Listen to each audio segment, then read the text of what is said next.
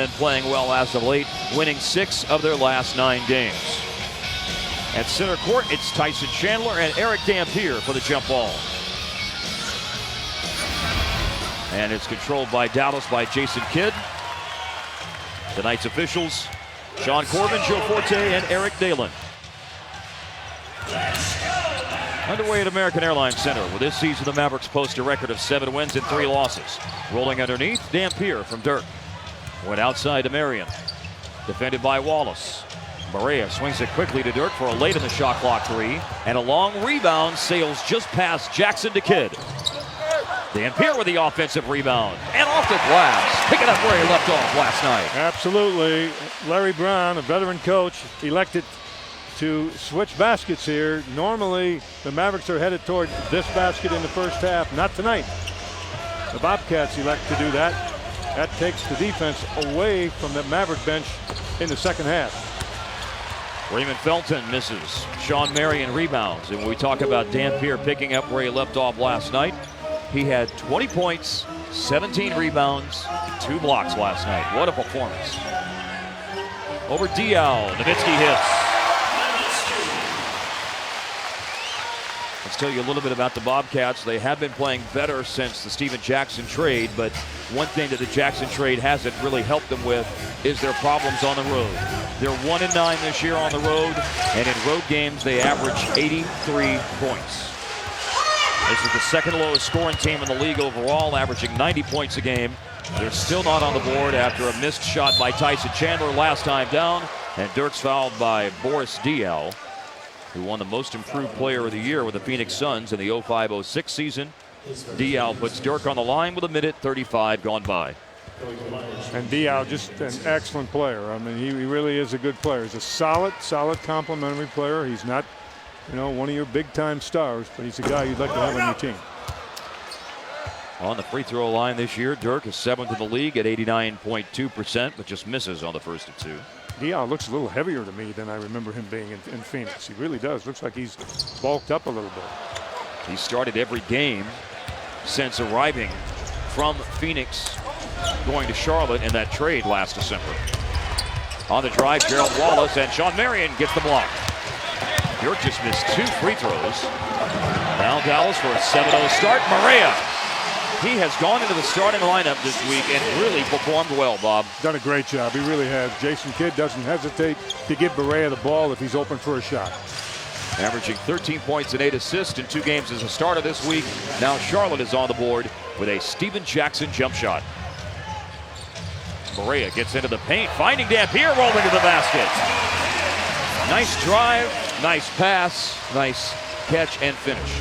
I covered all the bases there, right, You got it all. You left me nothing. Nowhere for me to go. But I love listening to it, because that's what it's all about. I've been listening to you all these years. Felton backing in hard on Barea, but Dampier comes over for the help side block. Out of bounds with 6 on the clock. Dampier's aggressiveness has increased so much. I mean, he's just really getting after it, rebounding the ball and blocking shots, setting picks. And another block. Dirk on Steven Jackson, out of bounds with 4 on the clock. Dirk loves it when he gets a block shot. Really loves that. He's 18th in the league at just under 1.5 blocks per game. In the top 20 in block shot, and he'll tell you about that too. Oh, of course, absolutely. Meanwhile, Dampier's 4th in the league in blocks. He's averaging just over 2.1 per game. A 9-2 Dallas lead. Barea again for 3. Nails it. That's been one of the things that's been noticeable about Barea's play this week going into the starting lineup, is he's sort of filling that Josh Howard void. And we need to cover that aspect of things, by the way. We'll get to that in a moment. But Barea has been scoring the ball early in games when he's been in the starting lineup. He's really looked for his shot in the first quarters of these last 2 games against Phoenix and Miami, and we're seeing it happen again tonight, Bob. Boy, Dallas has picked up on something in watching tape, because they are really attacking after the Bobcats score. The ball inbounds very quickly. Throwaway by Marion, 12-4, Dallas leads as the Mavericks commit a turnover. Defense.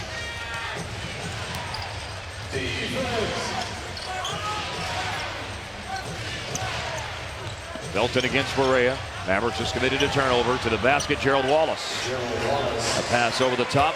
Connects with Wallace. Josh Howard in street clothes tonight on the second night of a back-to-back. Now, this does not mean that there's any sort of problem. What it means is, that, as Rick Carlisle even hinted at earlier this week, they may have to manage this situation with Josh just off the left ankle, rehab again, and playing on a back-to-back. They decided that it was in his best interest to manage that situation with Howard sitting out tonight on the second night of a back-to-back. Very alert play by Kidd on the throw-in. He gets the steal. After the Barea basket, which put Dallas up 14-6, and then Nowitzki off the mark. That's a heck of a play by Kidd. Very, very alert. You talk about having your head in the game.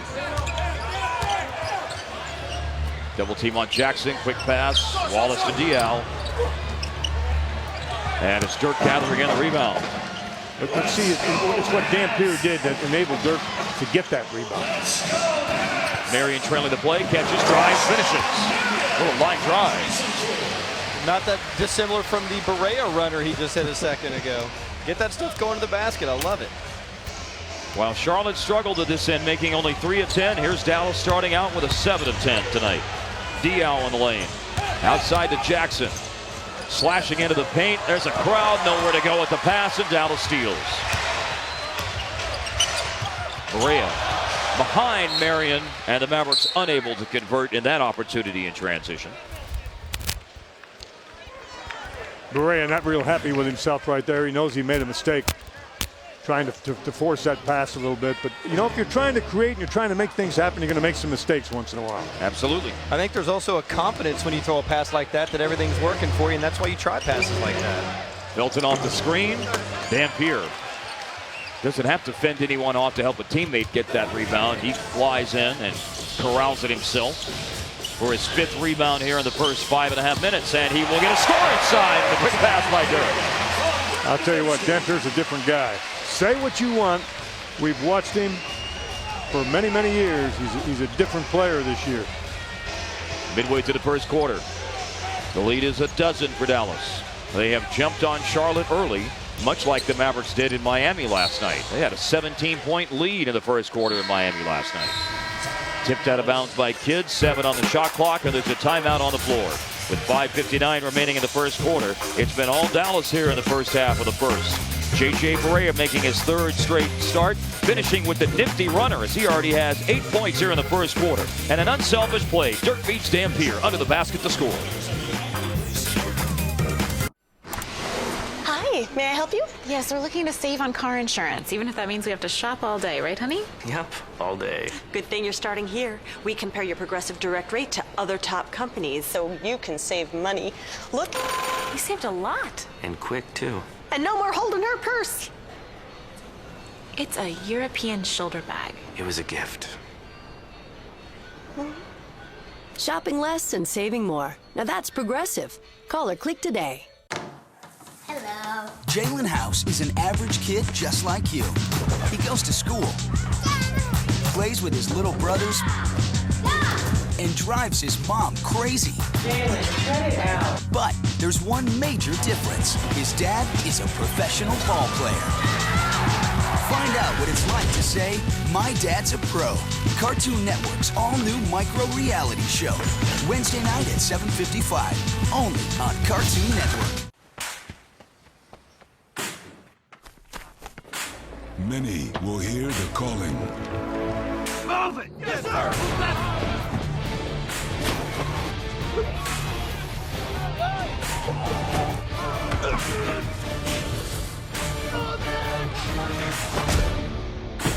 Few will earn the title United States Marine. The few, the proud Marines.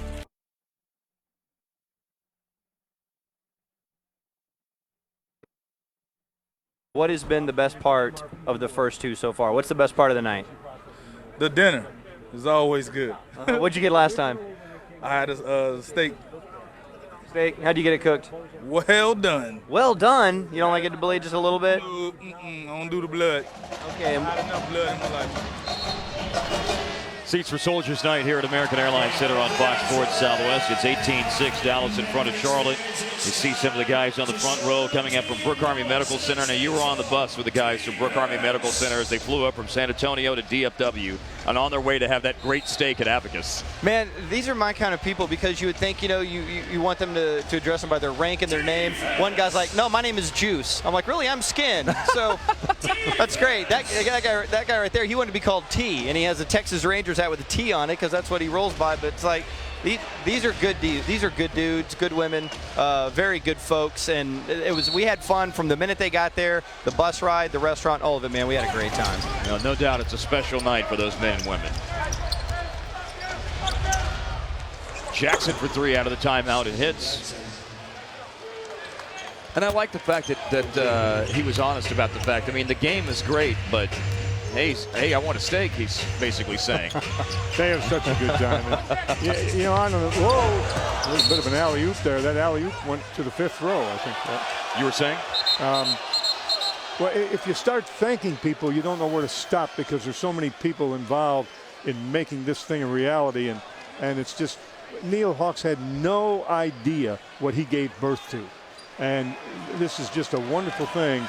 He has to be as proud of this as he is of anything that's ever happened in his life, I would think. Advocates at American Airlines Center and American Eagle at the top of the list of people to thank, just in addition, again, to the front row season ticket holders who give up their seats for that night. Off the inbound, they did rule it was tipped out by Charlotte. Dirk got it blocked by Wallace going to the basket. Then loses the dribble against Steven Jackson. Now on a pickle, late in the shot clock, 2 to shoot, off the mark, and almost inadvertently slapped in by Tyson Chandler. But Charlotte comes away with it, and they get a quick score, Boris Diaw. Larry Brown appeared to me like he had some pretty strong words during that timeout. I think he thought maybe his team starting this game felt a little bit sorry for itself because of their record on the road. What happened last night, can't feel that way. And what happened last night was a 104-85 loss to San Antonio. Tell you what, if you're in the NBA and you want sympathy, you better go look in the dictionary. Gerald Wallace, nope. Tipped back to Wallace, though, by Chandler. Now he drives and is fouled. A very aggressive player, Wallace is. Very explosive player. A guy that really gets after it, doesn't back down. Plays with a great deal of aggression. In fact, he plays a little bit with a mean streak. And I like that. Why not? Absolutely. Jason Terry to come in for the first time. It's the NBA, and that doesn't stand for no babies allowed, I'll tell you that. Tyson Chandler's checked out. Nazi Muhammad is in for the first time. Muhammad last year, who in 39 games averaged only 3 points and 2 rebounds, has really had sort of a rebirth this year. Not that he's having a huge year, but at 8 points and 4.5 rebounds a game and averaging 11 over the last 9. Muhammad is helping Charlotte. And here's Quentin Ross going in. Ross appearing for the first time since sitting out the last 9 games. He set out 8 with that bad back. He was available last night, but did not play coach's decision in the road win against the Miami Heat. But see, that's what we talked about in the open. That's the depth factor once again. You play 8 guys last night, actually 9, but Beaubois just played a little bit over a minute. Now you have some fresh legs tonight in a back-to-back situation. Marion, quick drive on Muhammad. Muhammad recovers to block the shot. And it's rebounded by Steven Jackson. 1 of 2 at the line for Wallace. And Charlotte has scored 6 in a row. They're down by 6. I believe Sean would like to have that one back because he's going to make most of those. Quentin Ross and Jason Terry just went in. Barea and Dirk go to the bench. It's Jackson against Kidd. Dampier trying to help, and Jackson able to get that up over Kidd and Dampier and in. Jackson's a heck of a player. He really is. Had 23 against the Spurs last night. Dampier inside will go out to Kidd. 3-pointer rims out, and Wallace there for the rebound. Well, Charlotte has regrouped after the timeout. Here's Wallace driving and scoring, and it's 10 in a row scored by the Bobcats. Hey, Wallace will go right into traffic. That doesn't deter him at all. He doesn't back away from it. He'll take the contact. Very physical player.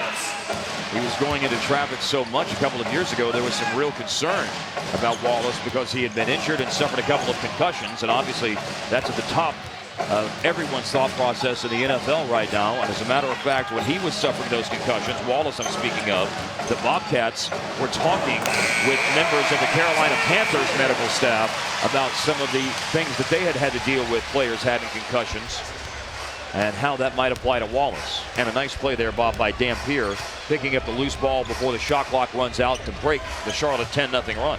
You haven't made that call very often. Dampier beats the shot clock with a jump shot. After an up fake to get Wallace up off his feet. I loved it. When you're hot, right? That's exactly right. Speaking of the shot clock running out, that just happened to the Bobcats. They turned it over with a 24-second shot clock violation. For Charlotte, their second turnover. That was so good. Let's take a look at it again. Loose ball. Dampier tracks it down, that is. He hits it. Oh, the bench loves it. Dallas up 4.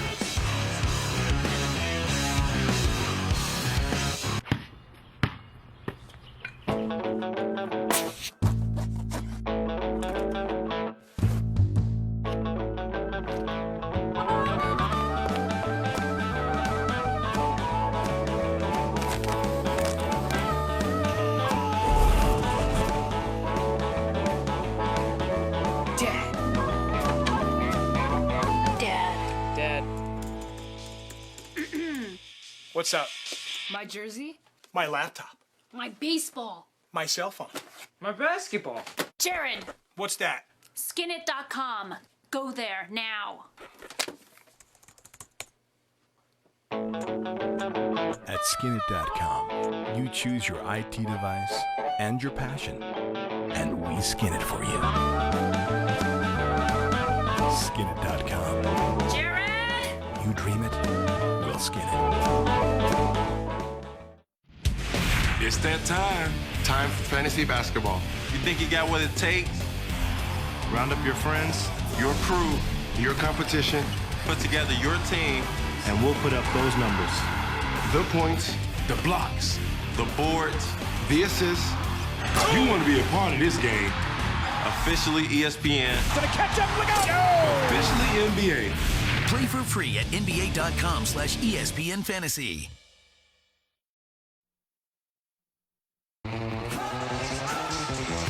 The Mavs on Fox Sports Southwest are brought to you by Southwest Airlines. Grab your bag, it's on. By the Ford F-150. And by Verizon, the most reliable wireless. Mavericks basketball on Fox Sports Southwest at American Airlines Center. Dallas 20, Charlotte 16. 2:52 left here in the first quarter. We've seen Charlotte score 10 straight points. Mavericks got a basket just a moment ago. And they now have a 4-point lead. And they've referenced the military appreciation night. They just put it on here at the scoreboard, Seats for Soldiers. And they have another big moment of recognition between the first and second quarter. But they're already recognizing the soldiers that are sitting here on the front row here at that time out of the first quarter. Jason Terry had a recorded message that they played here on the Jumbotron in the arena. And that got the crowd into it. And the aforementioned Terry getting 3 for 3, but a screen and an illegal screen, an offensive foul by Dampier.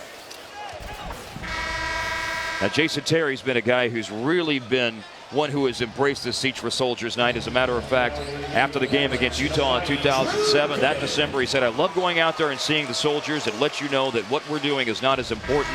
They're the real heroes. Great quote from Jason Terry. No question about that. Absolutely no question. DJ Augustine is in the game for Charlotte. You've got Diaw going back in for the Bobcats. Nazir Muhammad takes a seat. Drew Gooden is just subbed in for Dampier. That offensive foul on Dampier is his second foul. So an 8.6 rebound first quarter for Dampier, slowed by foul trouble. Here's a turnover committed by the Bobcats. Bounce pass, Marion tracks it down, drives hard and finishes. You know, Kidd actually led him to the basket. Marion was headed toward the basket, but he had to pick up the pace in order to catch the pass and get there. Mavs have scored the last 4 points, and they have the ball after another Bobcat turnover. Remember, Charlotte had rattled off 10 straight After the Mavs had opened up a 12-point lead early on, 10 straight scored by the Bobcats, got them to within 2. But Charlotte has run into some problems turning it over here as of late. However, the Mavs are going to give it right back with an offensive foul committed by Kidd. First foul on Kidd with 1:57 remaining in the first quarter. And Rick Carlisle will send J.J. Barea back into the game. Watch this bounce pass here. He's telling Marion, that pass was well ahead of Marion. He's telling Marion, you should be making that dive cut to the basket. And once he made the bounce pass, then Marion, he got the nonverbal communication. I got to get it in gear and get there. And he did. It's just another one of those little things from a leadership standpoint that Kidd does that goes unnoticed. I've seen him make passes like that went out of bounds, and then he gets credit for a bad pass, when in fact it was not a bad pass. The potential receiver wasn't going where he was supposed to go. Enough said. No, absolutely. I totally agree. Steven Jackson with the miss. Gooden against Diaw. Short jumper over him. And Jackson and Ross inside battle for the board. Charlotte comes away with it. Low scoring first quarter. Mavs lead by 6. Spin move by Felton as he drives and scores. A hard, aggressive move by Raymond Felton.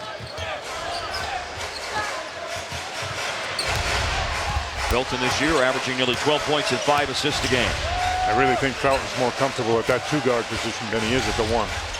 Re-upped with the Bobcats in the offseason. He was a restricted free agent.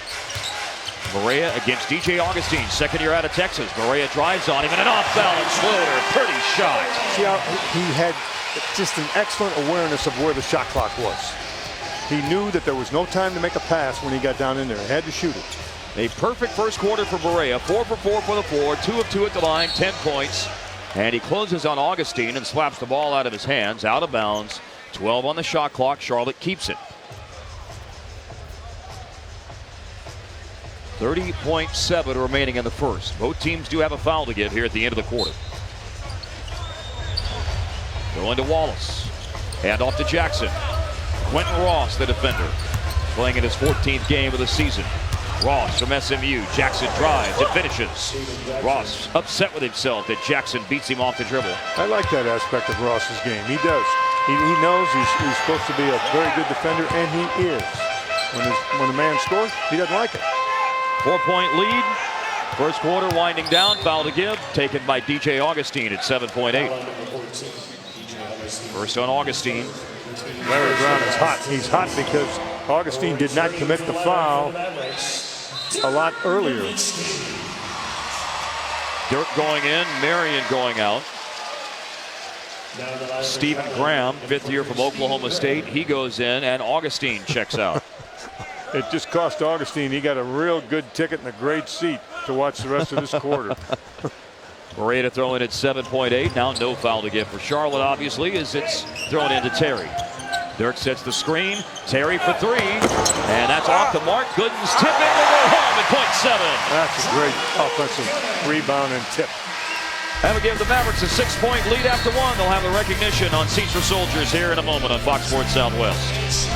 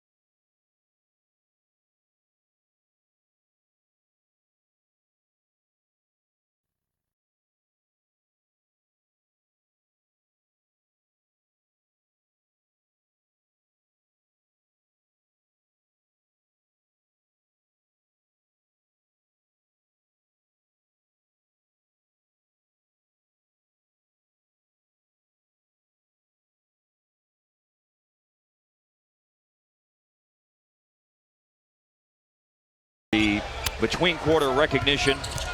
Nice job by the PA announcer Sean Heath. Michael Taylor and Sean Heath have both been handling PA duties this year, and nice job by Sean to make the announcement for the fans here to recognize the men and women of our armed forces tonight.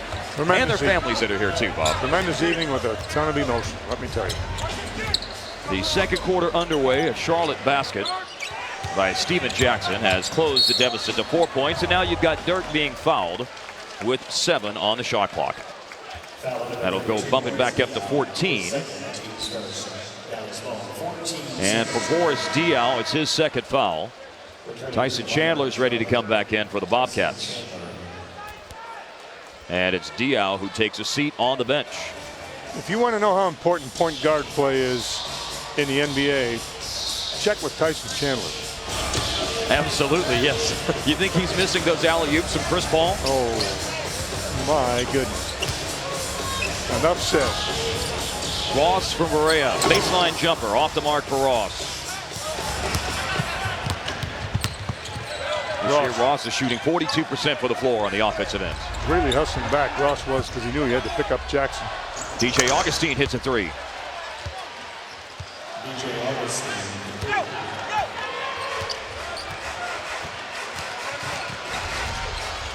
Charlotte within 1. Mavs have led by as many as 12. Terry finds Dirk over Chandler. Dirk's had a tough go of it tonight. He's missed 2 free throws, and he's also 1 of 7 now from the floor. Augustine for the lead. And Gooden loses it out of bounds. So Charlotte will get it back. New shot clock. Well, we should note, as he does every game, Skin is always on the live chat on Mavs.com. And not only is Skin doing the live chat on Mavs.com, but you see right here to his left, Skin, you've got your pal from Seats for Soldiers here tonight. Bernard is here and jumping in on the live chat as well on TV Companion. That's right. Staff Sergeant Bernard Teich is here, and I can't get in because he's commandeered my position on the chat. He's taken over. He's already doing a much better job than me. I'm getting text messages that says, please leave the chat alone. We want Bernard all the time. But we're going to have a different soldier in each quarter. So go get involved in the Mavs TV Companion at Mavs.com. Click on the chat, and you can indeed chat with Bernard himself. Fantastic. Bernard with some hot sports opinions, some hot basketball opinions about this Maverick game tonight, sharing those on the chat as we've got 1:40 gone by here in the second quarter. I think he has hot abacus opinions as well. Oh, well, absolutely. Lots of reasons. Absolutely. Kent Rathburn at Abacus just doing a great job in terms of his participation in this event. We're all going to have to go over there for dinner some night, huh? Absolutely. I'm counting the moments after hearing everybody talk about it tonight. Counting the minutes or the moments. Just get me there soon. Gooden with the rebound. The game is tied as a 1 of 2 trip to the free throw line for Gerald Wallace. Evens the score at 26. Let's go, Mavs!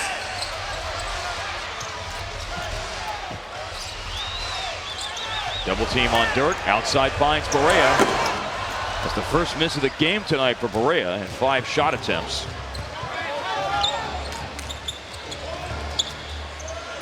Wallace wants to drive the ball, and he wants to dunk it. Well, he doesn't dunk it. He does get the finish. The shot fake put him in position to go hard to the cup, and he gives the Bobcats their first lead of the game. They've scored the first 8 points of the second quarter to lead at 28-26. The Rick Carlisle timeout taken. Opportunity. At Amway Global, it's the foundation of our business. Because opportunity built Nutrilite, the world's top-selling vitamin, mineral, and supplement brand. And Artistry, one of the world's best-selling beauty brands, which makes Amway Global the online health and beauty leader. And worldwide, Amway has over $8 billion in annual sales.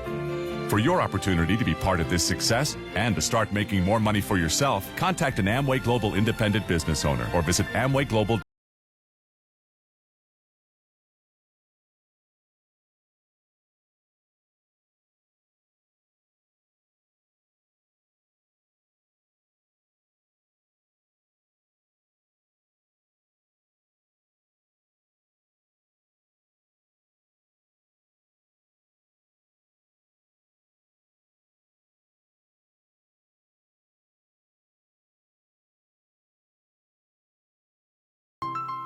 In February, 24 of the world's best athletes are coming to North Texas to compete on the NBA's biggest stage ever. 2010 NBA All-Star Balloting presented by T-Mobile allows you to vote for the most deserving NBA players. Log on to NBA.com and cast your vote. Also vote on your mobile phone by texting your All-Star player's last name to 69622. Vote now and vote often, and you could win a trip for two to Dallas in the NBA 2K10 sweepstakes. The 2010 NBA All-Star Game live from Cowboy Stadium February 14th, only on TNT.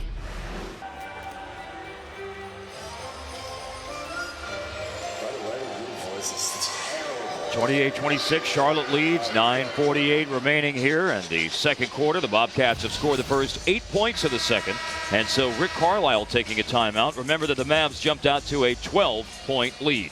Well, as part of Seats for Soldiers Night, an actor who has been tremendously supportive of our military is here tonight. I'm talking about Gary Sinise, Lieutenant Dan, most notably from Forrest Gump. He's with Skin right now. Skin? That's right, Mark. I am here with Gary Sinise, Lieutenant Dan of the Lieutenant Dan Band. Now, you guys are in town because you played a gig earlier today, right? We were at Cowboy Stadium today for Snowball Express, which takes care of families and children who have lost somebody, a parent in the war.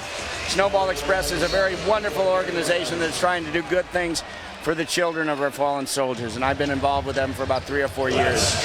Now, one of the great things, too, is that as soon as the game is over, you're going to get on the plane and you're heading back to Brooke Army Medical with the soldiers that are here tonight, correct? That's right. A lot of these wounded warriors are going to be flying back on a plane with me that American Airlines is providing tonight. And I'm going to be doing a concert for them at the hospital tomorrow. So it's been a very busy weekend for me. I was at Fort Hood yesterday playing a big concert there for all the folks down there that went through the tragedy, and then today for Snowball Express, and then tomorrow for the wounded warriors here.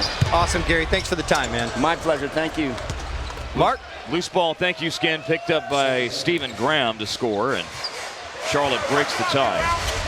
Well, we got a bunch of great things going on around here tonight, let me tell you. Jason Terry ties it up at 30 with just under 9 minutes left of the first half. But again, for those who don't know, Gary Sinise has been very, very active in military causes. A lot of his characters have been in the military or connections to the military. You know, everybody, of course, knows Lieutenant Dan from Forrest Gump, Ken Mattingly in Apollo 13, in CSI New York. Detective Mac Taylor was a former Marine. So that's something that he's sort of been, I hate to use the term typecast, but it's a character that he has played frequently throughout his career. He's done the voiceover work for Army Strong commercials. He's been involved with charities and that have worked with families who have lost loved ones overseas in Iraq. Involved in the USO, the Lieutenant Dan Band. So this is a special night for him, and great for the military folks here to have Gary Sinise on hand tonight. Foul called here on Dallas. There's Gary. And we talked about what Chandler misses the most.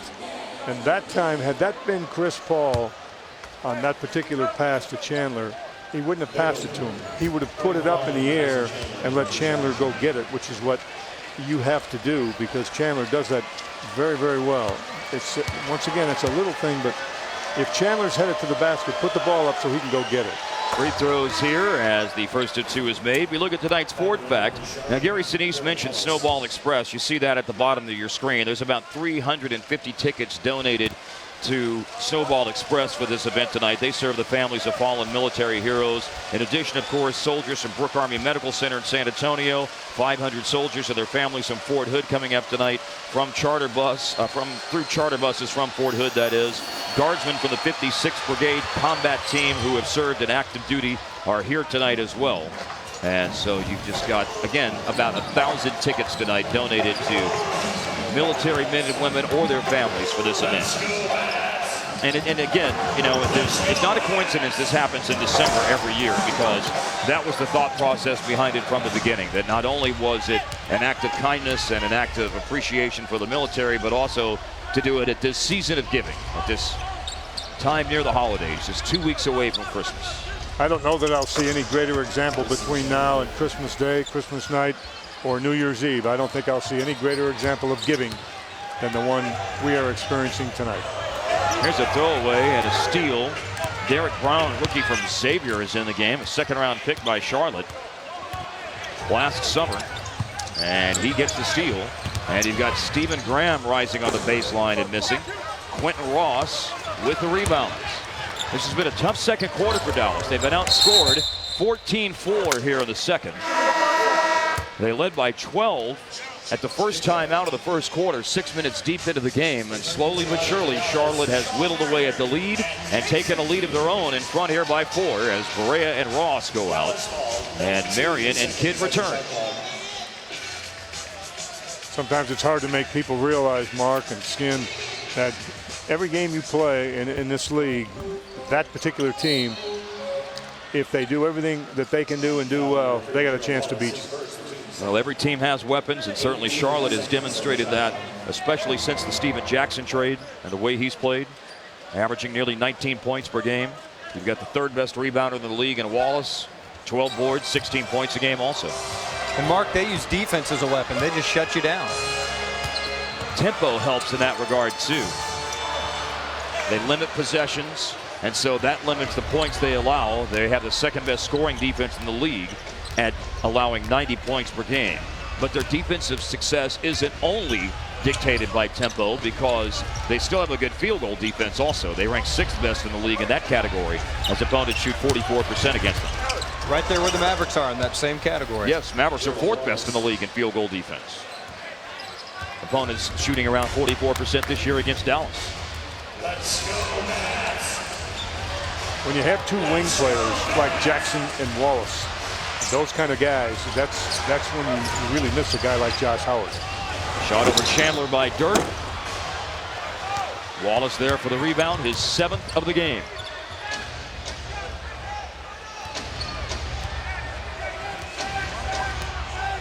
Felton on the perimeter. Wallace against Drew Gooden. Back outside to Felton late in the shot clock, and he buries a 3. Rick Carlisle wants a 20 with 6:20 remaining in the second quarter. Rick Carlisle does not like the feel of this thing right now, and I can understand completely. Technical foul on somebody for the Mavericks. Not sure if it was it Dirk? Joe Forte assessing the technical during this 22nd timeout, almost midway through the second quarter. And a second quarter that has featured a 19-4 Charlotte advantage. The timeout was called. Joe Forte, Dirk Nowitzki exchanging words, and the technical assessed against Nowitzki. Now you want to leave those officials alone if you're Dirk the rest of the night, or you're going to have to end up sitting in the locker room listening to Mark Followell and Skin. And Bob Ortigal. What a sorry fate that would be for Dirk. You don't want that to happen. So. Well, I wonder, Bob, how much of that is not only just frustration at the way the overall game has gone here in the last 6 minutes, but Dirk is 1 for 9 tonight. Missed a couple of free throws, so his shot is not falling, obviously, the way he knows it should. I think you're accurate with both. I mean, it's a combination of the two. They feed off of one another. I mean, if he was 8 for 9, the Mavericks wouldn't be down. Augustine missed a free throw. What you have to do is you've got to take what just happened and use that as motivation right now. In other words, you got to kind of turn that sock inside out.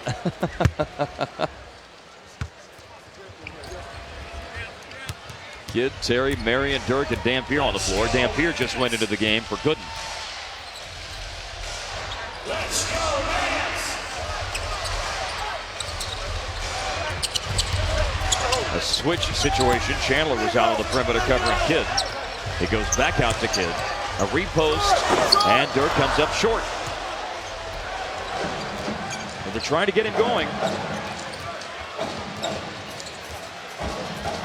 I think clearly, Mark, Jason had some wide open threes he passed because he wanted to get that shot to Dirk. There's no doubt. Wallace backing in on Marion. Stripped. Flies out to the corner to Felton. Late in the shot clock. Felton misses badly. I don't know how Wallace plays with that mouthpiece the way he has that thing. You know, it's halfway out of his mouth. And it's a weird. Looks like he's smoking a cigar. Off the glass. It almost has a pacifier vibe a little bit. Dirk hit a sweet bank shot in Miami last night. Makes that one home. Maybe that is the shot that gets him going tonight. He's now 2 for 11. And the Mavericks have gone 2-3 zone. Trying to see if they can get something going, and maybe see they're driving the ball. And that's Graham will drive, Jackson will drive, Wallace will drive. That guy will shoot outside. Felton misses the 3 and Marion rebounds. Under 5 minutes to go in the first half. Back to Dirk. Had some space against Chandler. Dampier the offensive rebound and put back. That should be a lift for Dallas to get Dampier in the game after sitting for quite some time because of a couple of fouls. Dampier and Barea lead Dallas in scoring with 10 points apiece. And there's a timeout taken with 4:31 remaining in the second quarter. With this timeout, you've got Charlotte leading Dallas 39-34, and we'll step aside to go back to the studio for the Chevy Shot Clock game break.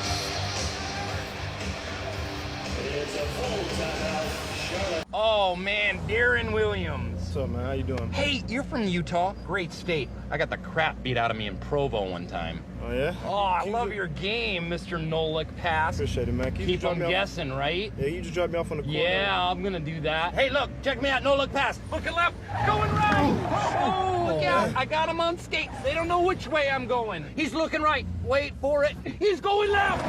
Oh, gotcha. Well, hey, glad I caught you.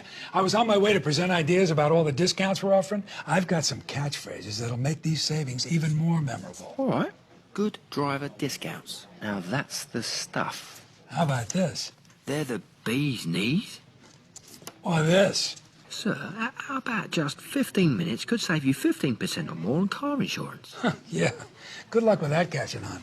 Geico. 15 minutes could save you 15% or more on car insurance. Homeowners, if you're ready to refinance, Bank of America can help you find the loan that's right for you. Call now and get your free home loan checkup. It's a great way to see if our mortgage specialists could help save you money every month with a loan that better meets your needs. That's part of our commitment to successful home ownership. Bank of America Home Loans. Get your free home loan checkup today. Visit us online or call 1-800-641-7353. The Bobcats lead the Mavs, 4:31 left in the second quarter. No Josh Howard tonight, not playing on the second night of a back-to-back. Nothing to be alarmed about, though, as Rick Carlisle explained their plan before tonight's game, and our Geico quote of the game. We feel it's the right thing to do from managing the situation, and we don't have another back-to-back till late in the month. So, the hope is that by that time, he'll be able to do back-to-backs, but we'll have to wait and see. The back-to-back that Carlisle is referring to is a home game against Memphis on December 26th and a road game against Denver the next night on the 27th. You see the line for Josh Howard last night against Miami. 5 points, 2 of 8 shooting, 23 minutes. I did see him out on the floor before the game, though, working out, Bob. So, again, just want to stress this. It is not any sort of re-aggravation situation or re-injury. There's no problem. It's a plan that Rick Carlisle hinted was a very, very realistic possibility whenever Howard was coming back on Tuesday night against Phoenix. Well, Carlisle used the word. You used it earlier when you were explaining it, and it's different than using the term coaching. This is a management decision. He's trying to manage properly this young man's getting back into the groove, and I think it's the right thing to do. And you see it around the league all the time. Would you love to have him out there? Of course you'd love to have him out there. Well, they're managing him in terms of not starting him because they're limiting his minutes somewhat, and the way they're doing that is because if you start him, you get 6 straight minutes right out of the box with very little stoppage in play. You don't have a timeout until that first dead ball, unless someone calls one, of course. But you're not scheduled to have a timeout until that first dead ball inside of 6 minutes. So that's another way they're managing him in his minutes, in getting him more rest with the timeouts more closely bunched together, which is the situation once you get past that first timeout of the first and third quarters. And guys, I'll say this just from being around Josh a couple times this week. His mood is way different than it was a month ago after he tried those first 3 games. He clearly feels way better. I mean, you can just tell in talking to him. It's very, very positive. Not hard to tell when someone's happy, is it? Absolutely. Stephen Graham on a foul. Bobcats' third team foul. Terry comes up way short. 3:50 left in the first half. Tough second quarter for Dallas. They've only scored 8 points. Underneath. Shot was missed by Nazi Muhammad. And an offensive foul called on Dirk. First foul on Nowitzki. Boy, and Jackson, you know, there he is again. Jackson will compete, and he's a pretty smart player. In his 10th year in the NBA, 31 years old. Of course, things went sour for him in the offseason in Golden State, and was traded by the Warriors to Charlotte after playing 9 games for Golden State. Was dealt to them on the 16th of November. Block shot Dampier as Stephen Graham gets turned away. There's Damp again protecting the rim.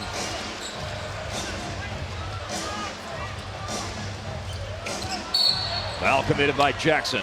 4th in the quarter on Charlotte. And Jackson with his first of the game. He gets after you, let me tell you, and he gets after Dirk. And there's a little history there. Of course. We haven't talked about it, but there is some history there, going all the way back to Jackson's days at Golden State and some playoffs that took place a few years ago. Throw into Dampier. Kid with a bullet inside to Jason Terry, and he was fouled. I know that's an offensive foul. Beg your pardon. Yep. I think he caught Felton in the face and the jaw with an elbow. Yeah, I don't think it was intentional, but it was a foul. I mean, watch this. It's a pretty good look at it right there. Absolutely. No doubt. Barea to go back in. Well, you've got Dampier and Barea who combined to go 9 of 11. And then you have Dirk and Terry who have combined to go 3 for 16. Terry just goes to the bench with Barea returning. And therein lies your answer. Nazi Muhammad fouled and heads to the free throw line with 2:47 left in the second. He'll go to the line after a break of the action. The foul on Marion is his first and Dallas' second of the quarter.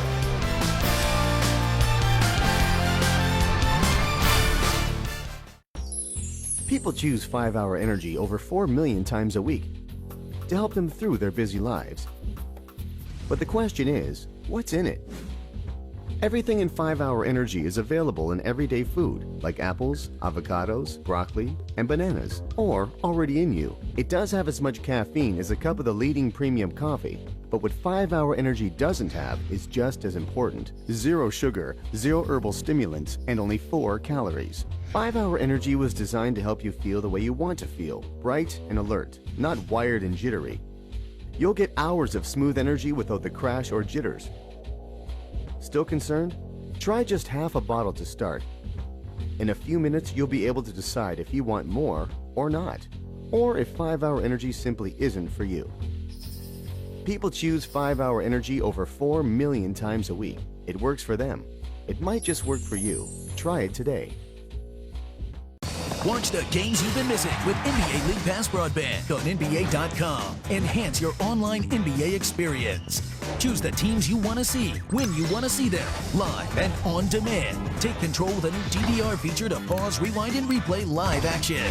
5 easy payments of $29.99 puts the most live NBA action on your computer. Don't miss a game the entire season with NBA League Pass broadband. Log on now to NBA.com/LPBB.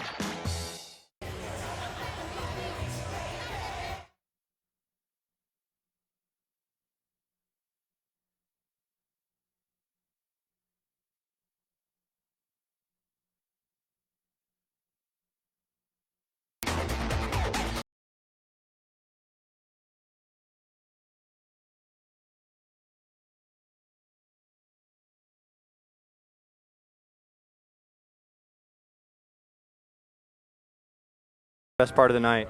Just being on front court, first row. I already had been there, so this is the first time coming out here. Are you going to go crazy?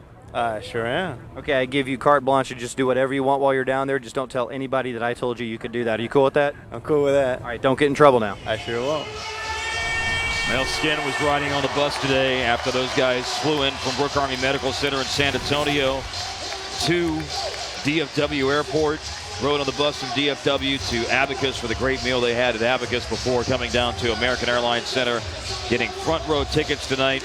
Many of them from Brooke Army Medical Center, from local National Guard units, from Fort Hood, from families that are being assisted by Snowball Express, an organization that has 1,400 people in town this weekend for a variety of activities. Not only just this weekend, they've actually been in town since Wednesday. That's an organization that assists families who have lost a loved one, mostly children who have lost a parent overseas in military action.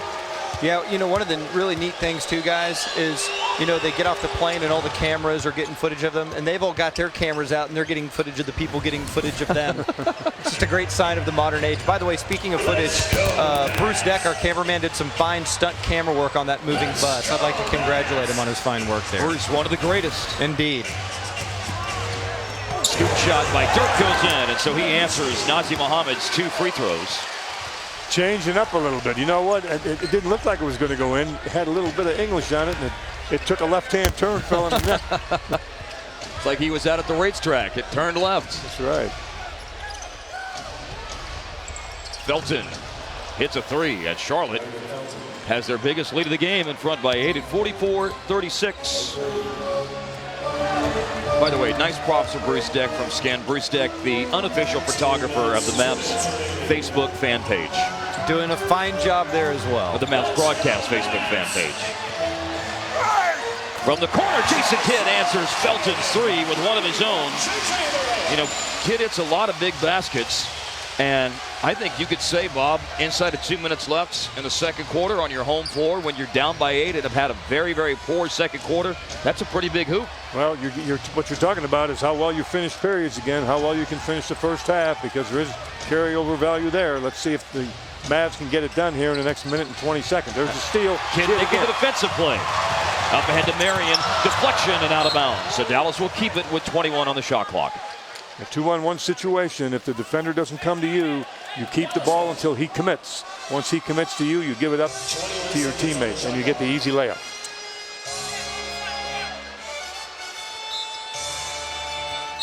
Jackson knocks it back out of bounds. Tremendous anticipation Jackson does. Really anticipates well. Another second off the game and shot clock.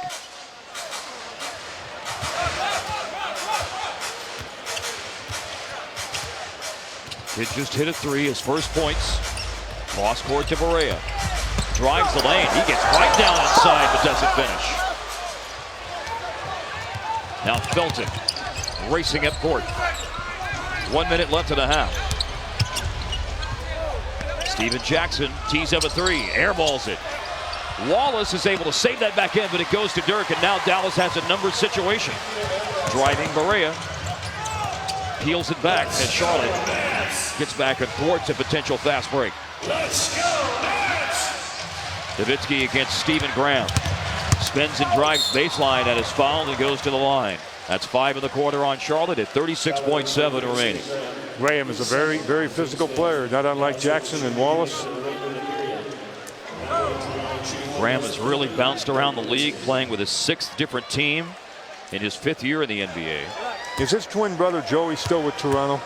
No, Joey is not with Toronto this year, and at this very moment in time, I can't think. I believe he's a Denver Nugget. Yes, thank you. He's with Denver? Yes. Kind of splitting the Dante Jones role with Aaron Flalo. Yes. There you go. Good call. Good question, though, huh? Thank you. Excellent question. Twin brother. We have some Harvey Horace Grant questions coming up later, too, for anyone who wants to stick around. 2 for 2 at the free throw line. Here's Felton on the drive, and he will get the score. A quick score. I wondered if Larry Brown would opt to hold it or try to get a 2-for-1 and have his team attack, and they attack. More often than not, I've seen him hold it. Marion underneath, and he dunks it home. Excellent pass. What an interior pass. Big finish by Marion off the feed from Jason Kidd for his 5th assist.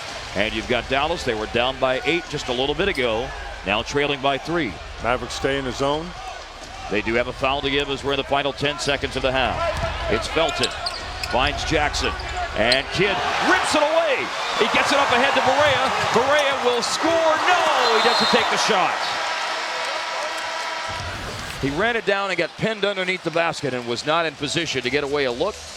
The Mavericks make a defensive play and do get a stop, though, to end the half. They are within 3 with the last points being scored by Sean Marion as Kidd and Marion hook up. The interior pass, and he hammers it home with authority. Look at it again. Kidd, some big plays down the stretch. Sean Marion.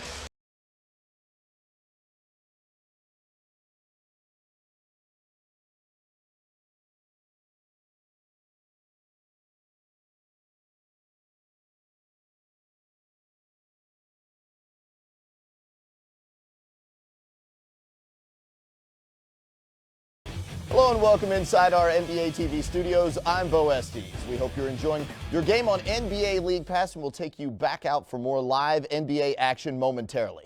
Now, Friday night on NBA TV Game Time, Rick Kamla, Steve Smith, and Cheryl Miller discussed the week's best below-the-rim plays and handed out a few obscure first-quarter awards. Take a look. What's up, basketball fans? We welcome you back. Steve Smith, Cheryl Miller, Rick Kamla, and right back to Steve Smith for your top 5 plays of the week. You guys ready? Bring it on! Under the rim, and we're going to start off with number 5. It's Al Harrington coming back to visit Atlanta Hawks, and he put on his show. And let's watch this move at number 5. Oh, nice spin into Zaza with the finish. You got to love that. We get a chance to take another look. Quick spin into the body. Love that by Al. Number 4. Here we go. It's Monte Ellis getting a chance to go around Petrus. Here comes Dwight Howard, the nice spin. The shot blocker, J.J. Redick comes over to try to help. To no avail. And Can I get a little help? I like J.J. He really, really tried to go get that one.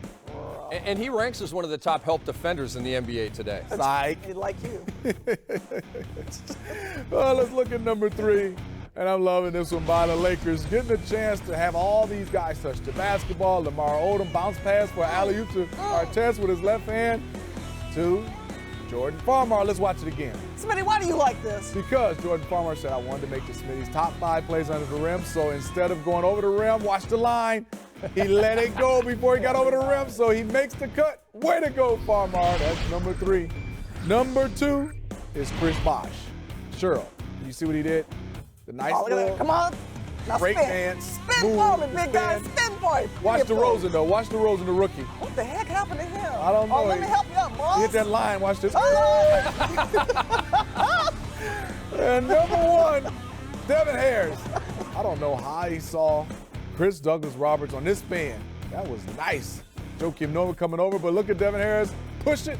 Spin. That's the number 1 play. And the logger of the week is Dan Tannenbaum. That's twice he's won it. Eric Colson is 3, so he's in second place. They get a big prize at the end of the year.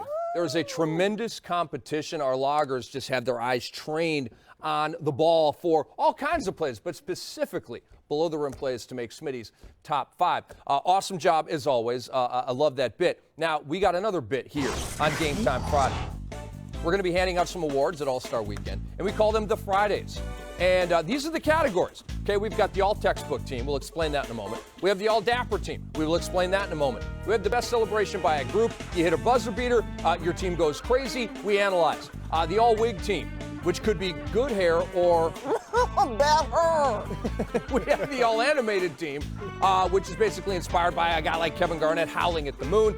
And we have the best sequence inspired by, say, a Josh Smith making a defensive play at one end and then a dunk at the other, all in the same play. All right, so with that said, it is time now to unveil the nominees for the all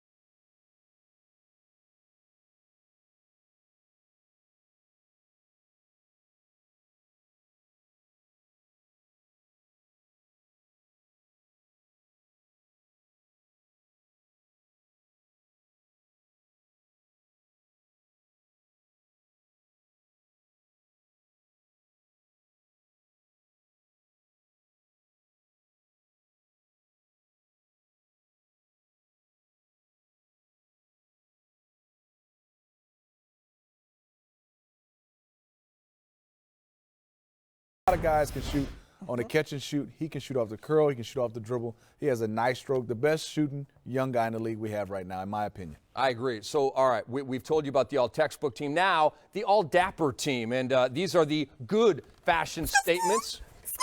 And here are some pictures. Let's take a look at Carmelo Anthony. He is one of the nominees. Cheryl, what do you think about this? I love a man wearing a lid. GQ, Carmelo Anthony. Yeah, that little sweater. I mean, you know, Carmelo is giving us all the flavor. And then Mo Williams, you see right here. Kick it casual with a man bag. That's not a man bag, sure. That's his toiletry bag. He's going to the game. The man bag. But he's still kicking it casual. What about Darren Williams? Hey, that's GQ right there. He's giving it to him. That's taking me way back. With the sweater, the tie. With the hanky that matches the belt, with the eyeglasses, with the preppy Richie Cunningham look with the sweater. I love that. Not bad. He's rocking the sweater. All right, so you approve of that, and this is my favorite, Karan, just kind of keeping it corporate, keeping it business-like. Hey, my name is Karan Butler, and I'm flying. I'm a lawyer. I'm a hooper. That's the best shot right there. Seriously, though, that sort of is fitting of Karan's personality. Very classy guy. He's a pure gentleman, and he dresses like it. So check it out the Fridays here on Game Time Friday. Oh, the Fridays are just terrific. And if you're a Hoops fan, you also have to see Thursday. Be sure to check out TNT this Thursday, in fact, for another NBA doubleheader. In Game 1, it's the battle for Florida as the Magic take on the Heat. While in the second game, it's the Suns and the Blazers mixing it up out west. Coverage begins at 8 p.m. with EJ, Charles, and Kenny on the Autotrader.com pregame show. Stick around. We'll be back in just a moment, everybody. These are the new Bose Quiet Comfort 15 noise-canceling headphones, engineered to make air travel quieter, more relaxing, and to make listening to music more enjoyable. Bose was the first to introduce noise-canceling headphones over 20 years ago, and now QC15 headphones set an entirely new standard. Seth Porges of Popular Mechanics states that compared to the competition, the QC15s are vastly superior. Mark A. Kellner of the Washington Times says they reproduce music with extreme clarity, fidelity, and definition. And with a very comfortable fit, you won't find any other headphones like them. When you fly, engine roar fades away. You'll also hear a lifelike music reproduction you may never have experienced. Try QC15 headphones for 30 days risk-free with free shipping. Compare them to any other headphones and judge for yourself. New Quiet Comfort 15 headphones. Performance that's only from Bose. The sun used to make our outdoor deck and patio space so hot and uncomfortable we couldn't use it. But then we discovered the Sunsetter retractable awning. It provides instant protection from the sun's harmful rays. It keeps our patio about 20 degrees cooler. But now you can get your Sunsetter for as little as $499 when you call now to get this $200 discount certificate and free awning idea kit. Call now for your free awning idea kit and $200 discount certificate. 1-800-335-4718.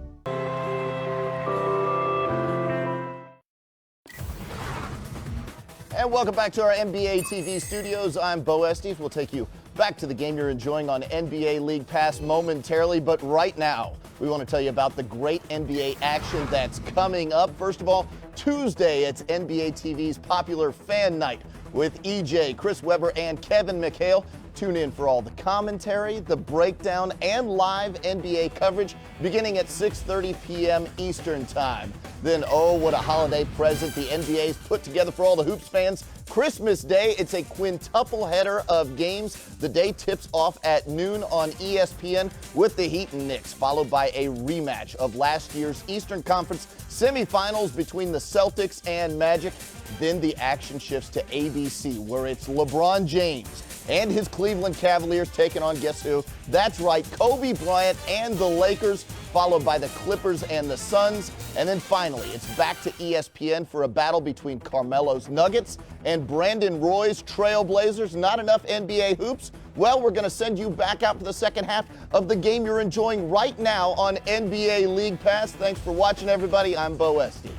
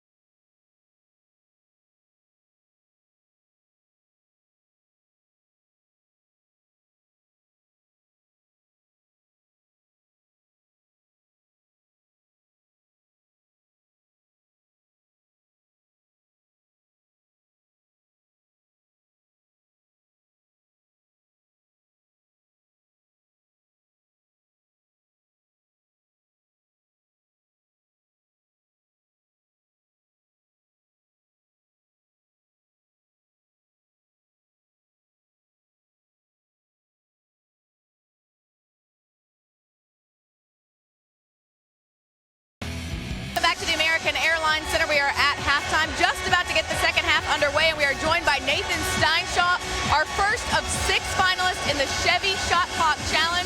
You get one of 6 keys that could start a brand new 2010 Chevy Silverado. Tell us how you did it.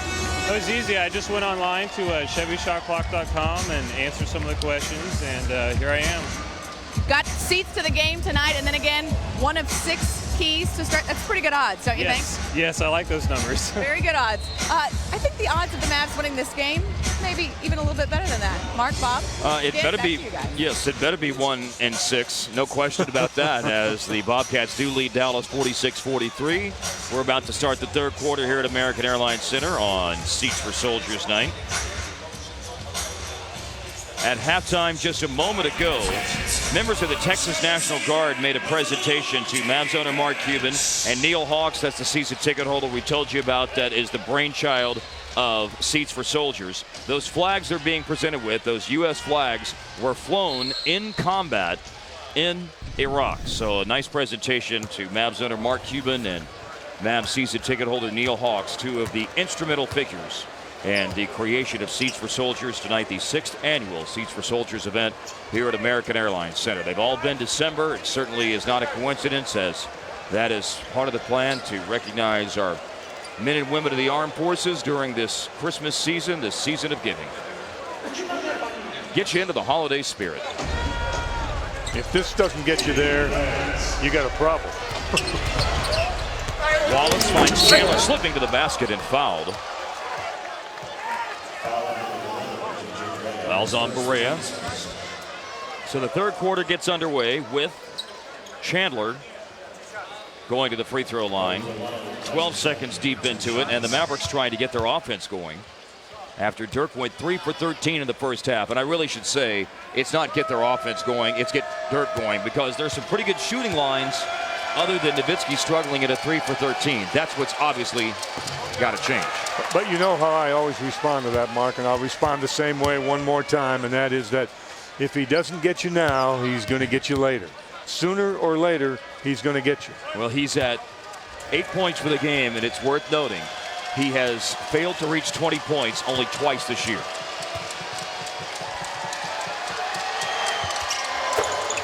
On the free throw line, Chandler, 1 of 2.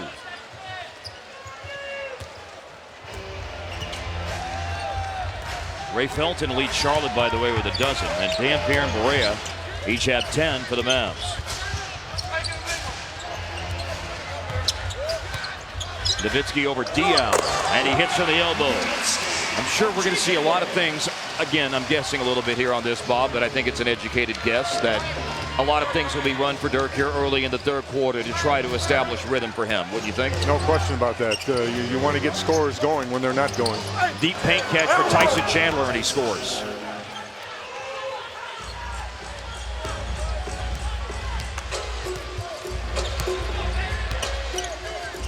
Charlotte up 4.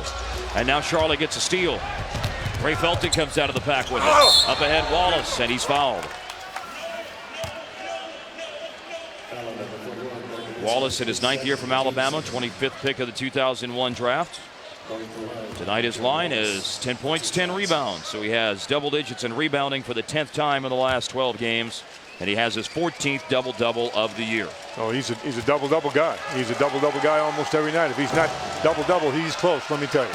This is the first of 2, and on the chat, we've got a new member of the group here tonight from Brooke Army Medical Center for Seats for Soldiers. Chris Stokes, Sergeant Chris Stokes joining us. I got it right, correct?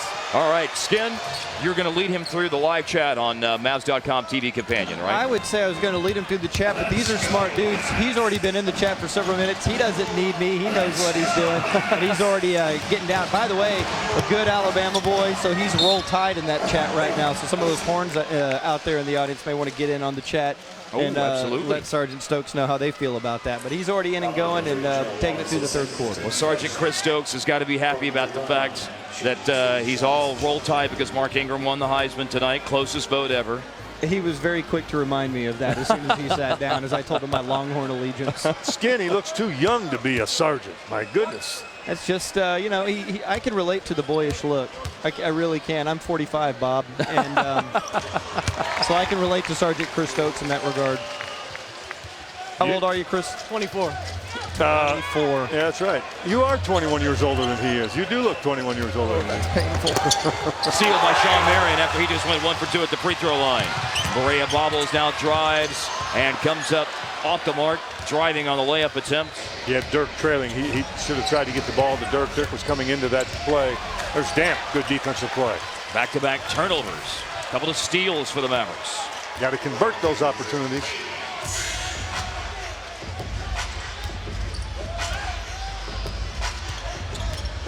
High pick set by Dirk. They've got a switch. Now you've got Nowitzki matched up against Felton. Shoots over him as he got fouled. Well, it's Charlotte's kind of game. It's been an ugly game tonight, I think you would say. Even though the shooting percentage for Dallas isn't that bad at 46.5%. For the year, they're shooting 46%, which ranks 14th in the league. So it's not necessarily reflected in a poor shooting percentage. Bob, I think it's reflected in the eyeball test. It just feels kind of like an ugly game tonight. Well, there's a lot of beautiful things around it, I can tell you that. But the game itself has to pick up as far as the Mavericks are concerned. And on that recognition when Dirk, if the Bobcats are going to switch that play, that ball's got to go to Dirk quicker when Felton's on him so that Dirk has more time to operate or can get a quicker shot because there's no way Felton can handle him because of the mismatch. 2 free throws made. 2-point game early in the third. Dial. Down low to Tyson Chandler. 3 posts. Chandler with a spin move. And look at Kidd digging down in there. He forced it out of Chandler's hands. And to beat the shot clock, Wallace hits a 3. That's not his shot. Just 29% from long distance this year. Only the 11th made three-pointer for Gerald Wallace. It's interesting the move that Brown made in the first half, and he's picked it up here again in the second half. He's trying to cut off the head of the snake. He's put Jackson on Kidd. And he had him there quite a while in that first half. And he's got him there again, although Jackson nowhere in sight that time. Mavericks got an offensive rebound as Marion found Kidd after the miss by Barea. The Kidd misses. And you've got Charlotte with it in front by 5. Felton with a floater. Just over 3 minutes gone by here in the third. And Charlotte leads 55-48. And Rick Carlisle wants to talk things over.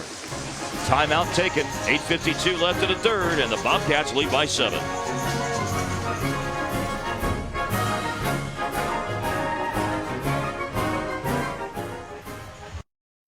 What time is it? NBA Game Time with the official mobile app of the NBA. Track up-to-the-minute scores and stats for your favorite team. Listen live to home and away radio broadcasts of every game. This time he got it in the foul. And get an eye full of NBA action with on-demand video highlights. Hey, watch it. To learn more, go to nba.com/. At Aaron's, we keep opening more stores and serving more customers with over 1 million customers leasing right now. Maybe it's our brand new name brand furniture, electronics, appliances, and computers. Maybe it's the way we treat our customers. We never check your credit. Or maybe it's our guaranteed low price and flexible payment plans that let you own quicker and for less. Whatever the reason, Aaron's is growing and our competition is shaking.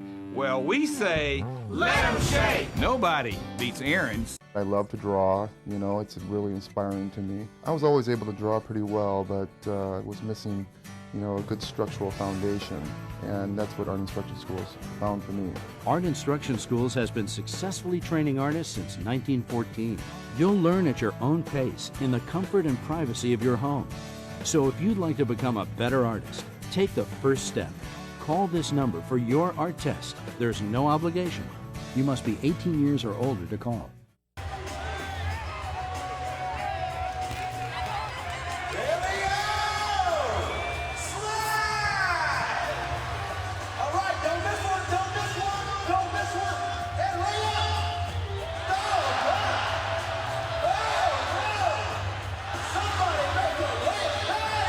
Congratulations! You got the representative. Give me my troops. Tonight's contest is sponsored by Armed Forces Insurance. Armed Forces Insurance specializes in auto, homeowners, and Charlotte 55, Dallas 48, 8:52 remaining in the third quarter here at American Airlines Center. Have you ever dreamed of sitting on the floor at a Mavs game? Text OTB Mavs to 777-111 to enter the On the Border ticket giveaway. Courtesy of On the Border, standard texting rates apply. And obviously, dreams coming true tonight for the military men and women who are getting to sit on the floor at tonight's Mavs game as the Seats for Soldiers night goes on. There is a special thanks to many who have generously donated their time, front row tickets, or financial resources possible. I could never run down the entire list, but just to think of a few who have been part of the spirit of giving in this event. Abacus, where the soldiers dine, American Airlines and American Eagle, Dr. Pepper, Fox Sports Net, George Crocus with the Mavs, Kent Ratburn at Abacus, Jamie Stewart and Neil Hawks who organized the event. Matt Miller for the Mavericks also heavily involved. Don Turner from American Airlines. A lot of folks have donated a lot of time and energy to this event. And we'll see what the level of energy is for the Mavericks coming out of a Rick Carlisle timeout. Jason Kidd with the vet move, drawing the foul, and we'll go to the free throw line. This is going to be 3 free throw attempts here. Or no, just two. He's on the line, but he does draw the foul on DL, Bob. Barea did a good job getting down into the paint. Had a little bit inside-outside attack right there. And Kidd rolls it around, but it does go through. And, of course, showing that experience, Kidd was able to draw that foul and still get the ball up. Larry Brown didn't agree. Coach thought that the Kidd was moving forward into the defender rather than going straight up in the air to shoot the shot. And now Larry Brown just grabbed one of the beads that the soldiers courtside were wearing and put it on as a necklace. He's getting into the act too. Tyson Chandler getting into the act with a slam dunk off the handoff from Felton. Yeah, there it is. You saw it in front of his tie. You saw a few strands of the necklace of the beads. 7-point Charlotte lead. Chandler the dunk. Here's a lob pass. They're trying to get a dunk. Dallas is. Tipped out of bounds, though, before Dampier could gather it in. That play pretty well scouted because Diaw actually got inside between Dampier and the ball, which is where you want to be. You don't want to be on the backside of Dampier. Marion to throw in. Shot clock at 10. Launches the inbounds pass out to Kidd. Kidd for 3 over Diaw.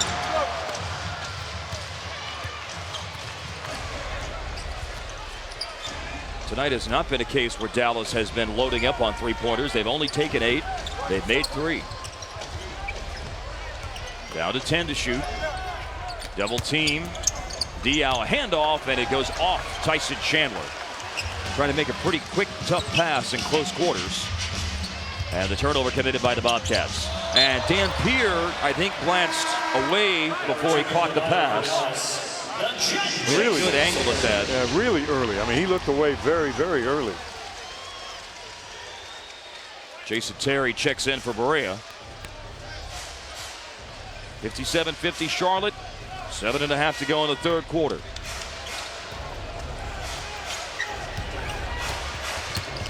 Diaw. And then you've got Wallace turning his head. He did the same thing. He turned his head and hadn't yet caught the basketball. Somewhere fathers are reminding their children as they get ready for a game of catch, keep your eye on the ball, son.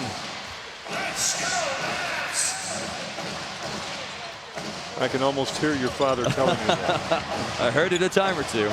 Jason Terry freed up off the screen. Doesn't get the roll, and Wallace there for the rebound.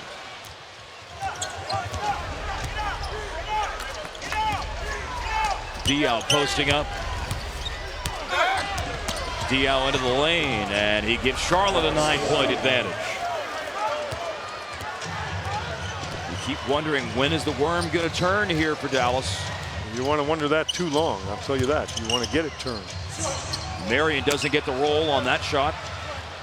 You know, there have been times when we've seen the Maverick offense struggle, and it's been pretty easy to identify that it's been a case of settling for too many jump shots, and especially three-pointers. I really don't feel like that's the case tonight, though. No, it's not the case. They've had some good looks, just not getting the ball in the hole. And you can't blame the back-to-back situation. Everybody in this league goes through that. Here's a long rebound out to Kidd. It's a reality. You've got to be able to play. There Maybe a transition opportunity will get him going, but it's an offensive foul on Dirk. Third foul of the game on Nowitzki. He's the first Mav to reach 3 fouls. That's Wallace. Is that Wallace sits down? We can't really see that. We'll be able to tell here. Oh yeah, that is. There's no question about that being a charge, but you've got a heck of a play by Wallace. Maybe a transition opportunity. Ooh. Oh, and Dirk landed on his head there at the end. Wallace is staying in the game. He won't go any place. You know, we've talked about it several times. He's one of the toughest guys in the league. Up off the floor and into the set as Charlotte looks for a double-digit lead midway through the third quarter. Diaw will get to Felton, and he'll fire away on a 3. Tipped outside, Diaw with the height advantage that was headed out Jason Terry's way. But Diaw with the advantage height-wise, able to snare the rebound for the Bobcats. They do get the second chance basket on the soft bounce jumper by Steven Jackson. I'll tell you what, it's amazing to watch Larry Brown, the coach of the Bobcats, when his team's in front of his bench. He really orchestrates stuff. And that, you know what that is? He was a point guard. Point guard at North Carolina, point guard in the pros. And he knows what he wants. That's probably why he has that offense in front of him. He's just, look at him down there, Mark. He's just pointing. See him right top of your screen, folks. There he is. He's just up orchestrating it. Down to 10 to shoot. Mavericks in the zone. That Dirk fadeaway gets the Mavs back inside of single digits, down by 9. Diaw with some daylight to drive, then loses the handle on it. It does go out to Wallace, and the shot clock runs out. Turnover Charlotte with 4:56 left in the third quarter. The Bobcats are one of the worst turnover teams in the league. They average 16.5 a game. Only 2 teams average more turnovers than the Bobcats, and again, they have a baker's dozen tonight. When Diaw drives the basketball, he wants to go right. Oh, Dirk loses it.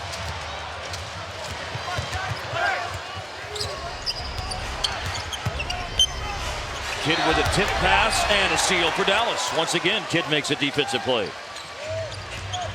Dallas looking for a spark. Down by 9 in the third. They've actually trailed by 11. The last bucket was scored by the Mavs by Dirk, and you've got Dampier sent to the free throw line on a Gerald Wallace foul. Wallace with his third. And that comes with 4:28 remaining third quarter. It's 14 fouls now on Charlotte, so you've got Dallas getting free throws here, and they're set to shoot free throws for the remainder of the third quarter. That's something the Mavericks haven't done a whole lot of tonight. Shoot free throws, just 10. They've made 7. I'd like to see the Mavericks get this thing a lot closer than it is right now, rather than to have to do something in the last 4 or 5 minutes where they have a deficit to make up because of the effort last night. Dampier misses the first, and you can play Mega Millions with the Texas Lottery and get a chance to win big. The estimated annuitized jackpot, $118 million. So play Mega Millions today. Who knows? Maybe it's your lucky day. Dampier this year, nearly 66% on free throws. He needs 2 rebounds to have another double-double. Tipped out by Dirk to Kidd after Dampier missed them both.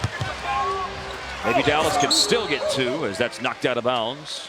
Sean Marion has it punched out by Nazir Muhammad.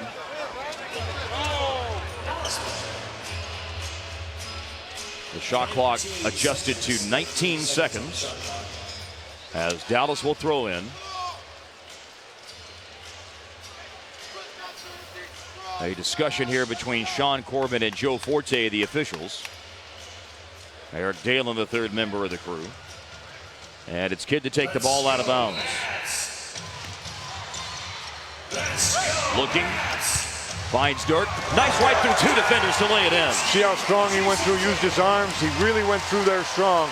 Very, very determined to try and get it going.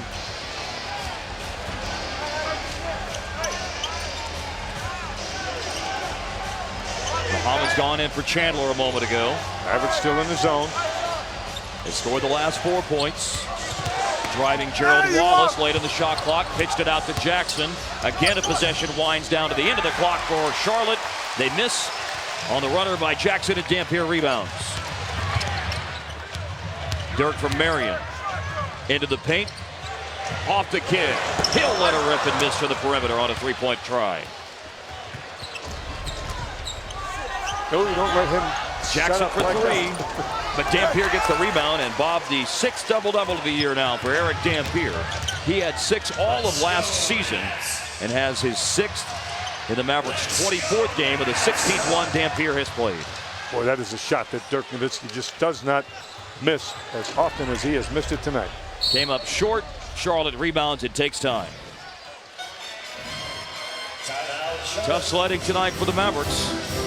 They find themselves down by 7. The Bobcats call a timeout with 3:13 remaining in the third quarter.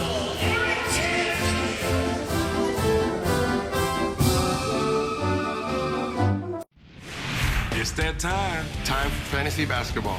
You think you got what it takes? Put together your team, and we'll put up those numbers. Officially ESPN. Officially NBA. Play for free at nba.com/ESPN Fantasy.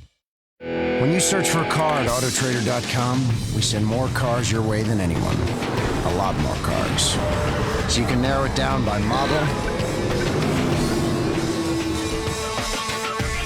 the color, even the price. When you search from the largest selection, that's the one. You get the car you want at the price you want. Autotrader.com, the ultimate automotive marketplace. In February, 24 of the world's best athletes are coming to North Texas to compete on the NBA's biggest stage ever. 2010 NBA All-Star Balloting presented by T-Mobile allows you to vote for the most deserving NBA players. Log on to NBA.com and cast your vote. Also vote on your mobile phone by texting your All-Star player's last name to 69622. Vote now and vote often, and you could win a trip for 2 to Dallas in the NBA 2K10 sweepstakes. The 2010 NBA All-Star Game live from Cowboy Stadium February 14th, only on TNT. This copyrighted telecast of the NBA may not be retransmitted, reproduced, rebroadcast, or otherwise used without the written consent of the NBA. Log on to NBA.com immediately following the game for live press conferences and video.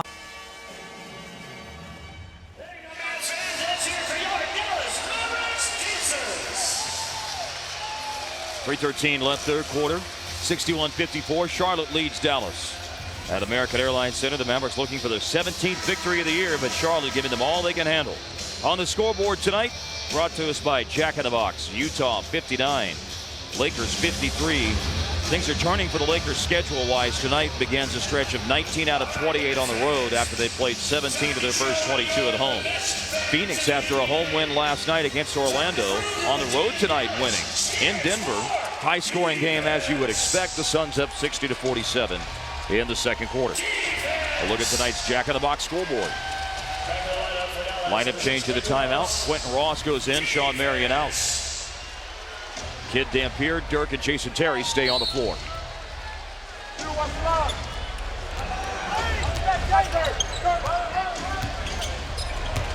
What will the Bobcats do out of this timeout? Muhammad screens. Felton drives, kicks. Diaw. And Nowitzki with a nice rebound inside. Muhammad had pushed him out of the way, but Nowitzki recovers rebounding position. Gets it back for Dallas, and it results in Terry missing a layup. Driving Diaw and blocked out of bounds. Well, when it's going like this for you, what you have to do is you've got to get to a point where you simply outwork your opponent. You can't just hope your way into a win. Good defensive play here. That's Kidd. Kidd has had a ton of defensive plays again tonight. And I would have to say, Bob, that's a sign of outworking your opponent. Hustling back in transition and getting the block. You know, interesting substitution here. Dirk sits down. Tim Thomas, the veteran, comes in. And what Rick Carlisle is hoping that he can get somebody to hit some shots. Thomas has hit 50% for the floor in 9 games this year. Hasn't played in the last 2 games, but appearing tonight. He subs in for Dirk here late in the third quarter. Now Charlotte's in a dry spell right now, but the Mavericks haven't been able to do much about it. The Bobcats got in front 61-50, and they've gone cold. Dallas late in the shot clock. Kidd sees it over Jackson. Three-pointer. Dampier separates from Ray Felton. Gets it back for the Mavericks. There you go. And free for 3, Jason Terry. Tim Thomas had a hand on it. Raymond Felton rebounds, and now Jackson leaks out. Look out. 2 minutes remaining. 9-point lead. Terry fouled and headed to the free throw line. That's 5 in the quarter on Charlotte with 1:50 remaining in the third.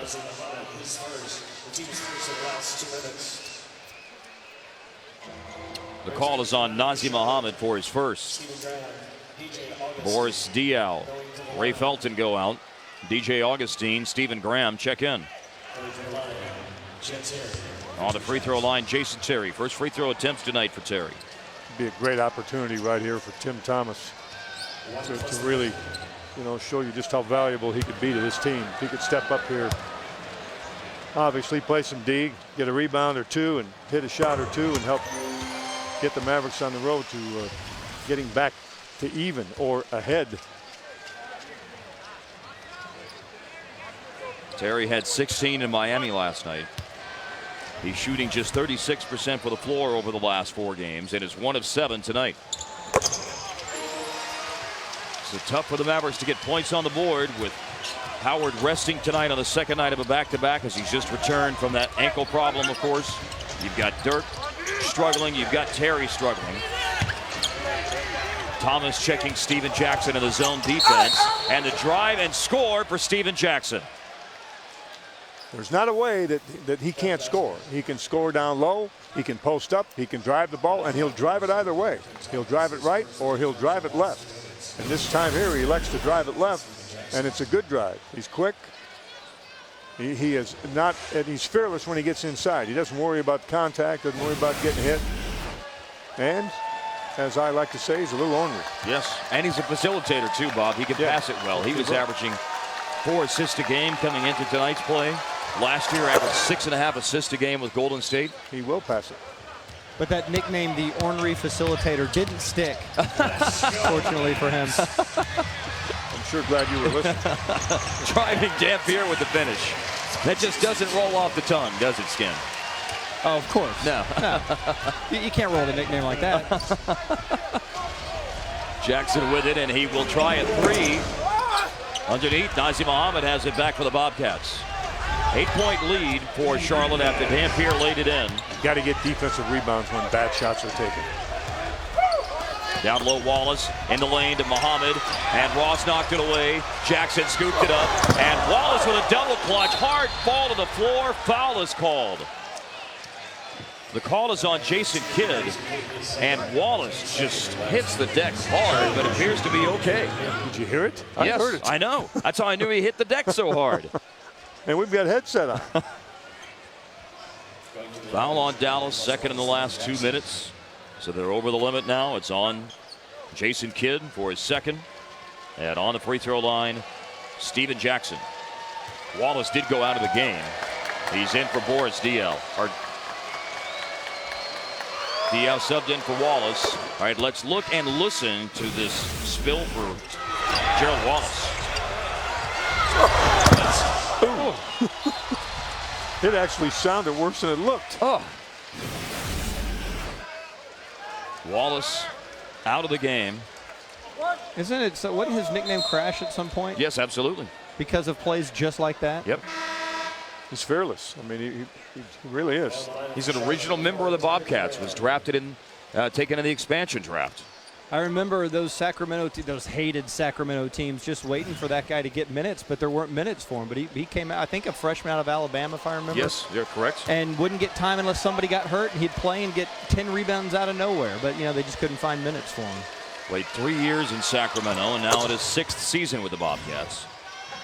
Stephen Jackson extends the lead back to 10 on the free throws. Dirk has returned. Dampier went out of the game. You've got Barea in for Kidd as well. The final minute of the third quarter. Terry's calling for it. Barea gives to Dirk. Daylight to drive, and he hammers it home. That's the way you go to the basket. When you're struggling with your shooting, go to the hole. You'll either get scores or you'll end up shooting free throws. Augustine way off the mark. Barea got a finger on it. Thomas trailing the play. Passed up the shot, and a nice one-handed catch of the pass by Barea. Differential of 5 seconds. No foul to give. We got Dirk and Terry on the left side of the floor. Not the right, but the left. Terry to drive. Leans in and scores. And a little lift here for Dallas at the end of the third quarter. Can they get another stop?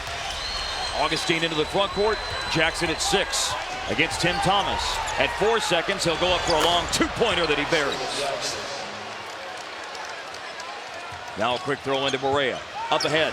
Ross, he's going to get a look. Comes up short. 70-62. Charlotte leads Dallas at the end of 3. Right now, let's go to the Aaron's studio for the Aaron's Lucky Dog update.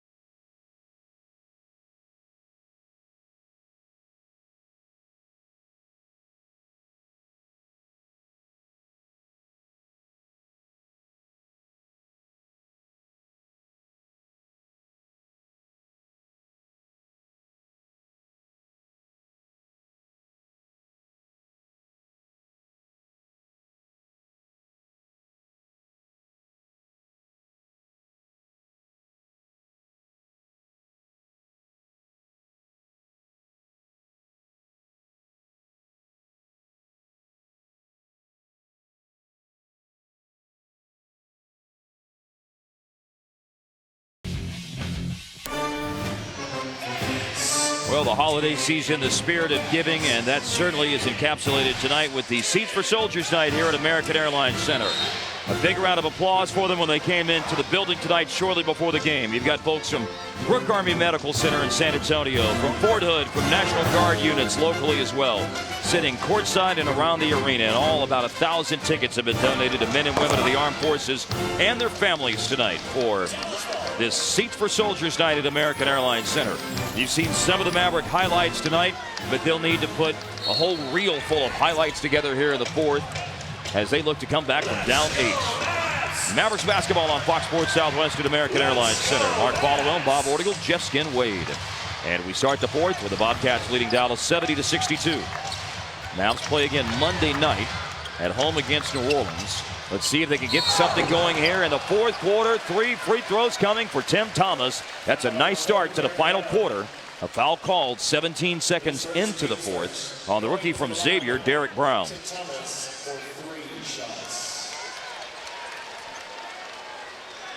Well, I'll tell you what, if you're a coach, you just put your head in your hands at that point. You've got a guy taking a 3. You're in pretty good position to defend it, and you commit the foul.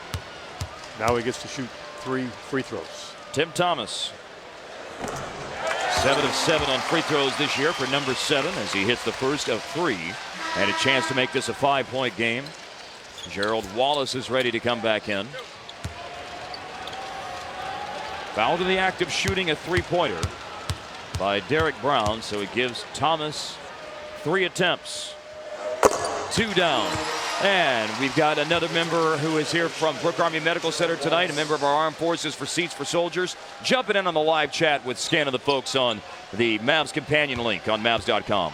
Thank you, Mark Followell of Broadcasting. We have Master Sergeant Bobby Ehrig. He's taken over the chat, and we've selected him for the fourth quarter because he's guaranteed me that he can chat up a victory. So that's what we have here. Master Sergeant Bobby Ehrig is taking over. Go get in the chat, mavstv.com. He's already chatting away, and get in on the act. All right, Bobby. It's all on you for the fourth quarter, man. 3 free throws for Tim Thomas go down, and it's 70-65. Charlotte trying to answer with a three-pointer is Steven Jackson banking it home. Oh, wow.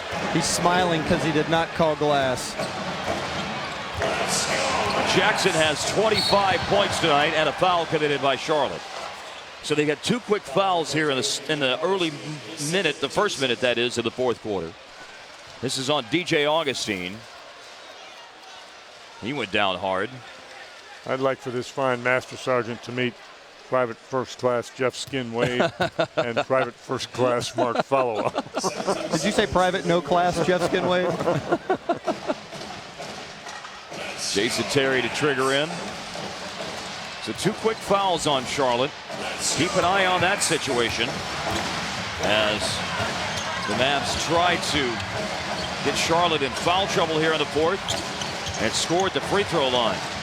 Barea with 6 on the shot clock. Marion screens. Barea dishes off to Thomas. Three-pointer comes up short and out of bounds off the Bobcats. Steven Jackson, by the way, our statistician Perry Mann with a great note, has scored the last 14 points for Charlotte. Isn't that amazing? Putting his stamp on the game for sure right now, as Felton is back in for DJ Augustine. I think the really amazing thing is how did they score before he arrived with that team? He puts up a lot of points for them. Barea, they're trying to get it to Dirk. He's fronted by Diaw. A tip. Dirk still caught it. On the offside, Marion and Wallace battling after it, and the Mavs have it back. There you go, outworking the opponent, something you talked about late in the third. Exactly. Jason Terry in the corner, rising for 3. Too much on it. Dirk went down, went out of bounds off the Mavericks.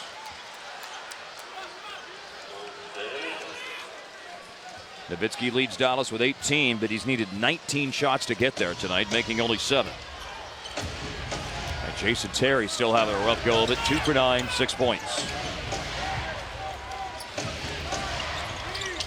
Quick pass by Felton to Boris Diaw. Now cross court. The skip pass to Stephen Graham. Baseline drive and foul. It's a 4th foul now on Dirk. You know, you don't see this in the NBA very often, but I can't help but, as I sit here and try to coach a little bit, which I'm not supposed to do, but you play Jackson man-to-man, you play a diamond in one or a box in one. I wonder what something like that would work like in the NBA. Don't know, but it's just a thought that comes to me. Just play that guy man-to-man, stay right with Jackson all the time. There's Wallace missing a 3 and Barea rebounding. When he scores 14 in a row. Pull up Jason Terry off the mark. Oh, flying in. Marion the follow. And that's the effort. If he doesn't go down there and doesn't go to the glass, he doesn't get that. Coach, do you recall having seen that in the zone defense era in the NBA of box and one, diamond and one type defense? No, I have not seen it. I don't think I have either. Felton from the corner. And it's Diaw, and he committed a foul going after the rebound. Loose ball foul. 4th foul on Diaw, 3rd team foul on Charlotte. And you still have 9:40 remaining in the 4th quarter. There's a real opportunity for the Mavericks to have a gold mine here in the 4th quarter of free throw attempts, because you've got 3 fouls of the Bobcats very early in the quarter. You got to go to the basket and make that happen. Now, see, here's the deal. Jackson's coming out of the ball game right now. So offensively, it could put Charlotte in a position where they're struggling just a little bit. I think Larry Brown wants to get him a little bit of a breather, and then he'll come back with him. And Steven Jackson just went out of the game. And Dallas was about to inbound the ball, Bob, with Charlotte having 6 guys on the floor. The official turned and looked at Larry Brown and said, "You got 6 guys out here." Stephen Graham went out of the game. That, of course, had that happened, would have been a technical foul on Charlotte. Oh, a deflection and a steal by Augustine. Augustine has it poked away by Dirk, but he recovers for the Bobcats. Wallace doubled, steps around it. Augustine swings it to Diaw in the corner, and Diaw rimming out the 3. Lipped out of the cup. Still feel like the Mavericks are going to get this thing going here. Still have over 9 minutes to go as Thomas traveled. 73-67 Charlotte. Kid getting some valuable rest right now. He'll be back before too long.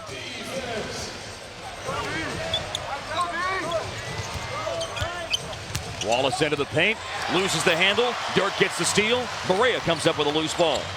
Marion had a little trouble controlling it. Tim Thomas puts up a three, and it's rebounded by Dial.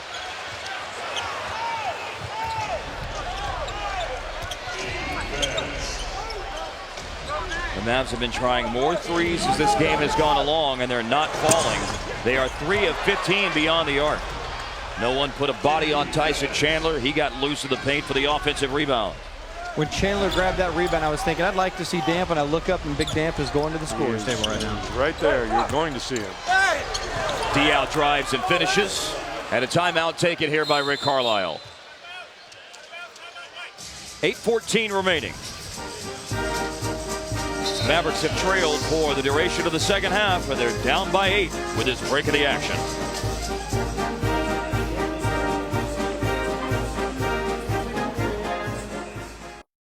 What time is it? NBA game time with the official mobile app of the NBA. Track up-to-the-minute scores and stats for your favorite team. Listen live to home and away radio broadcasts of every game. This time he got it in the foul. And get an eyeful of NBA action with on-demand video highlights. Hey, watch it. To learn more, go to nba.com/gametime. From the inventor of Bowflex, the Dosho Gym 5000 goes back to steel. Patented clamshell adjustable dumbbells and innovative lift assist technology. In an easy-to-assemble system, the Dosho Gym 5000 is designed for smooth and easy transitions between exercises, helping you maximize your time with an effective muscle-building, fat-burning workout. Order now at dosho.com. People who have been diagnosed with mesothelioma have many questions. How did I get this disease? What are my treatment options? How will this affect my loved ones? You need answers, which is why we offer a free book written by medical professionals who have treated mesothelioma. Call toll-free 1-800-413-2727 or go to freemesobook.com. There's no obligation, so call toll-free at 1-800-413-2727. Well, hopefully there will be a lot for Maverick fans to dance about in the last 8:14. They trail Charlotte by 8. One of the few bright spots tonight for the Mavericks on a night when they've had a tough time getting it going has been Eric Dampier, Bob, with a big double-double. Tonight's Marines.com leader of the game. He's just having an outstanding season. He's catching the ball a lot better, finishing a lot better.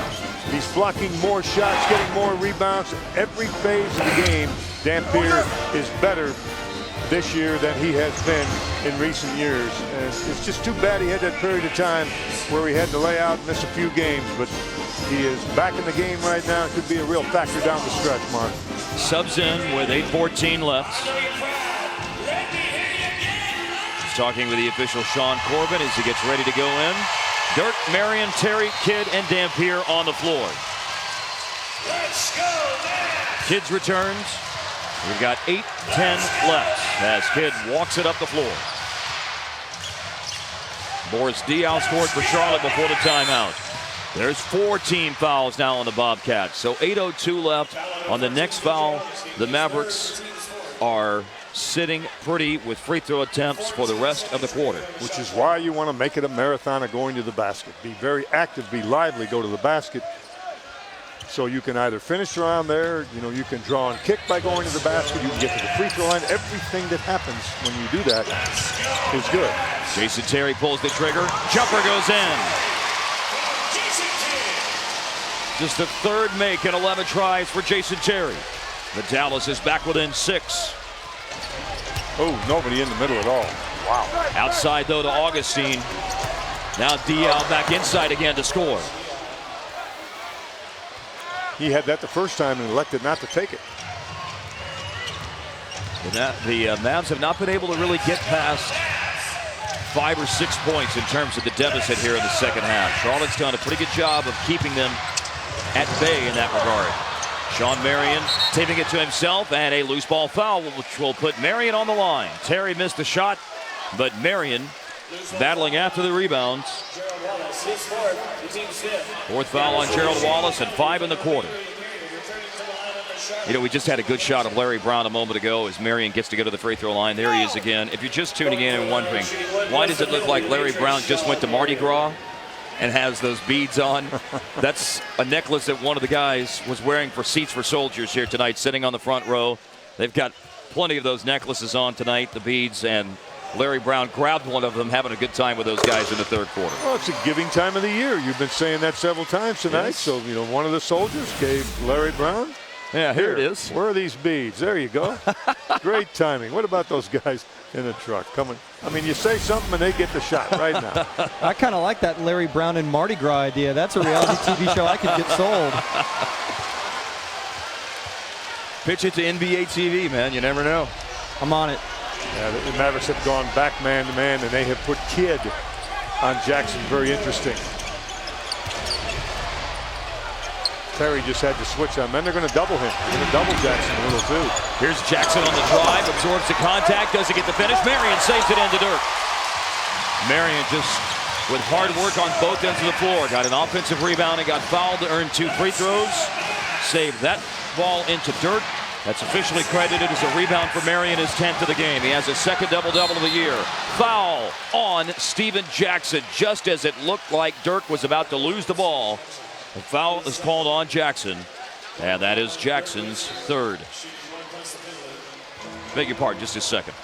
And the official was going to take the ball out of bounds. He was going to hand it to somebody to take out of bounds, but it's the penalty. 2 for Dirk.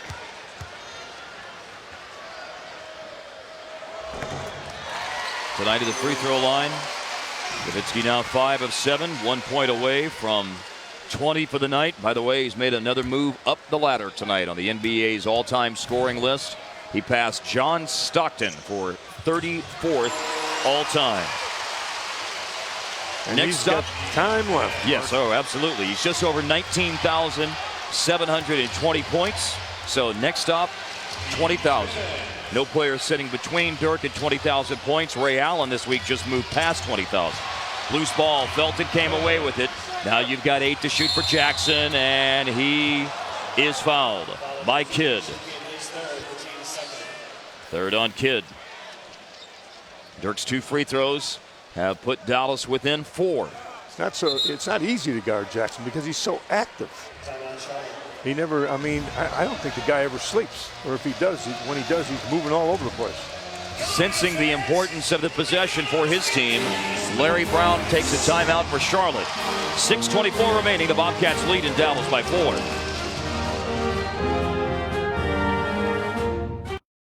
Lakers with the ball. Oh, give me that. In a while, style I have much more volume. Classical, too intelligent to be radical. Masterful, never a represent mathematical. Here's the souvenirs for all the years before the ideas. It's cool when you freak to the beat. Is that all you got? Well, don't sweat the technique. Ready to eat. In February, 24 of the world's best athletes are coming to North Texas to compete on the NBA's biggest stage ever. 2010 NBA All-Star Balloting presented by T-Mobile allows you to vote for the most deserving NBA players. Log on to NBA.com and cast your vote. Also vote on your mobile phone by texting your All-Star player's last name to 69622. Vote now and vote often, and you could win a trip for 2 to Dallas in the NBA 2K10 sweepstakes. The 2010 NBA All-Star Game live from Cowboy Stadium February 14th, only on TNT. When you're always on the run, you need an assist. Milk's a great choice after exercise, with protein to help build muscle and a unique mix of nutrients to refuel. Slam dunk a goal to get fit. Eat right, get at least 60 minutes of exercise, and drink 3 glasses of low-fat milk a day. Start taking simple steps towards your fitness goals at bodybymilk.com, and you'll get great training tips from pros like me, exclusive milk and NBA downloads, and the chance to win really cool prizes. Now that's what I call good game.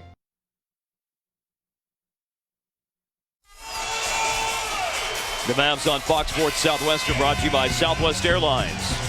by your Texas Ford dealers, by Progressive Insurance, by Jack Daniels, drink responsibly, and by Lombardo Custom Apparel. At American Airlines Center, seats for Soldiers Night, Charlotte 77, Dallas 73. We've got 6:24 remaining, and the Bobcats with the possession coming out of the timeout. Now, I don't know what in the world happened here. Wait a minute. What is that? What do you mean, what? It's the good, the bad, and the ugly. And a picture that has been taken off the Mavs Broadcast Facebook fan page. I tell you what, I am not opposed to waiting and meeting that kid out by the bike rack. Kid almost looked a little familiar. I don't know who that could be, but I'm going to find that kid. That's the last thing I do. I can't have kids doing that. Oh, Boris Diaw throws it away. Kid gets the steal. Dallas can make it a 2-point game. Marion in the lane. No, but he'll get it back. Right back, right back, right back up when you're that tight. 6:05 remaining. Well, you talk about the Mavs having to work to get one. They're having to do that tonight. To grind it out. That's what they're having to do. Exactly what it is. It is a grind. Turnaround. Dirk, no good. And it's Diaw there for the rebound. So the turnover committed by Diaw at the timeout does not cost Charlotte. They maintain a 4-point lead. Wallace, hard spin move, wraparound pass. Chandler is fouled. I think you like the foul there. It's only the third on Dampier. It's only the third team foul of the quarter on the Mavericks, and you put Tyson Chandler, who, while not as bad as he was last year, is still not automatic by any stretch of the line. You make him earn the 2. No question about that. That's the correct call. He's 71% at the line this year, was 58% last year in his final season with the Hornets. You know, I saw Jason Kidd after the game last night in Miami, getting on the plane. I just said, Jason, that's just an outstanding win. Great job. And he just looked at me and he said, we've got to learn to play better at home. That's exactly what he said, and we didn't have any further conversation. Which is so interesting because the Mavericks won 32 of their last 37 at home last season. After starting the year 0-4 at home, they won 32 of 37. You see Josh Howard in street clothes on the bench, second night of a back-to-back. I got an idea. If I was the equipment manager, I'd go into the locker room and I'd get those alternate blue uniforms. They are 5-0 in those this year.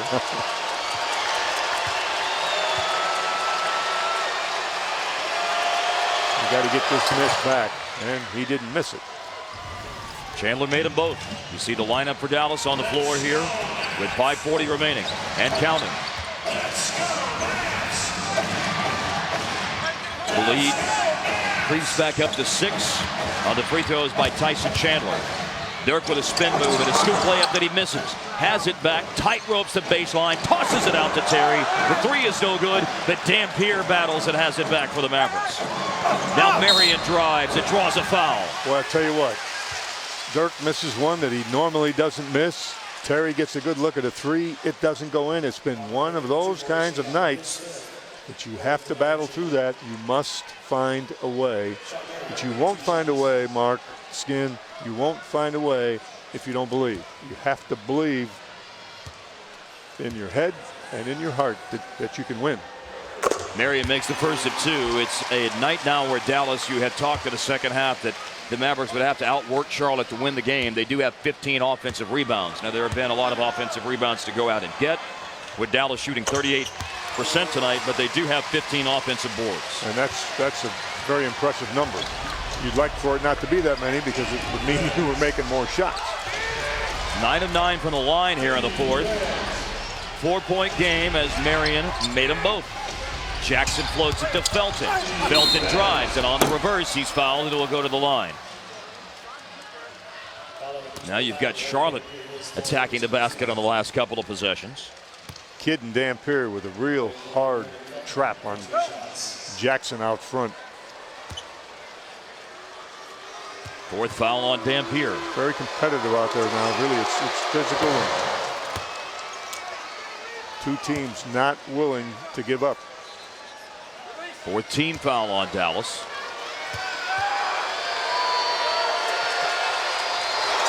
Felton makes them both. The Bobcats as a team not very good at the line. Jackson continues to guard Kidd. There's a reason for that. So the Kidd can't find open receivers. Nowitzki against Diaw. Once again, Charlotte gets the lead back to 6. Dirk on a turnaround, off the glass, no good. Punched out of bounds by Dallas. 7 of 22, his line tonight shooting-wise.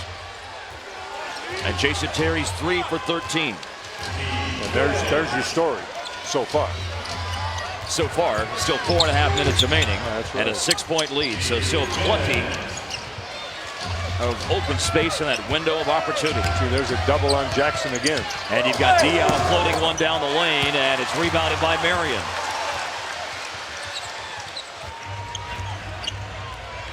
Well, Charlotte having just as much trouble as Dallas is scoring-wise. But Charlotte had that lead of 8 going into the quarter. Jackson flop. Dirk will get an easy bucket. There have not been many of those at all tonight for Dirk, but he will score 2 there to get Dallas back to within 4. That was a Utah Jazz-esque flop right there, I'll tell you that much. Felton killed his dribble. Terry closed on him. Chandler gets it back to Felton. And another possession. Going deep into the shot clock for the Bobcats. And they get a bucket from Felton. Give that guy credit for a tough shot. Jet was right there. Jet played it really well. Quietly, Felton has put 18 on the board tonight. Terry chased on the perimeter. Driving inside. Back tap by Dampier to Dirk for a top of the key J that nestles down softly in the net to get Dallas back to within 4 at 3:10 remaining. 18 second chance points now for the Mavs. I think we had a delay a game against Dallas, did we not? Jet with a delay a game. You don't want another one of those. That's a T. The Mavs have been as close as 4 here in the 4th, but no closer. A stop and a score, then they really put some pressure on Charlotte as it is missed by Diaw, but Chandler got it back. We could see that that shot was off from where we are sitting, but you've got to get that rebound back. Chandler comes outside to set the screen. And a bad pass by Diaw. So bad that it was over Marion, so he didn't touch it before it went out of bounds. It's off Charlotte. It's Dallas ball with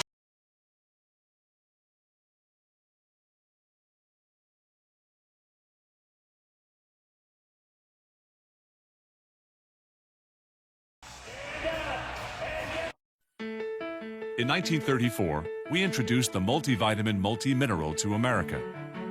Today, Nutrilite is the #1 selling supplement brand in the world. And it's one of ours. We're Amway Global. And when you combine Nutrilite with Artistry, one of the world's best-selling beauty brands, we're also the #1 online health and beauty retailer in America. Now you know. To learn more, contact your Amway. From the inventor of Bowflex, the Dosho Gym 5000 goes back to steel. Patented clamshell adjustable dumbbells and innovative lift assist technology. In an easy-to-assemble system, the Dosho Gym 5000 is designed for smooth and easy transitions between exercises, helping you maximize your time with an effective muscle-building, fat-burning workout. Order now at dosho.com. People who have been diagnosed with mesothelioma have many questions. How did I get this disease? What are my treatment options? How will this affect my loved ones? You need answers, which is why we offer a free book written by medical professionals who have treated mesothelioma. Call toll-free 1-800-413-2727 or go to freemesobook.com. There's no obligation, so call toll-free at 1-800-413-2727. The highest scoring quarter tonight for the Mavs and Bobcats, 26 each. Dallas in the first, Charlotte in the second. And for the Mavericks, it's really been tough since that first quarter. But they have done some things well in terms of protecting the rim. They've got a couple of dunks. We can show all of that to you here in tonight's Progressive Above the Rim. Good block there by Dampier. Another block. Time and time again, the Mavericks have been able to get some defensive stops. There's a little offense. A dunk by Marion, a dunk by Dirk. Above the Rim, brought to you by Progressive. And we got a wild 2 minutes and 39 seconds to go. Tonight, Dallas has 8 blocks. They're second in the league in block shots per game coming into tonight. 6.4 remaining. Seats for Soldiers Night here at American Airlines Center. You see the guys from Brooke Army Medical Center and local National Guard units on the front row. And Jackson stays on Kidd. I still think that's been a very interesting move by Larry Brown. And in the final analysis, by and large part, a successful one. Yes. It's bottled up Dallas's offense. Dirk with a quick shot from Jason Terry. It's no good, and a quick rebound by Steven Jackson. The Mavericks have done a nice job getting to the offensive boards tonight, but no dice there.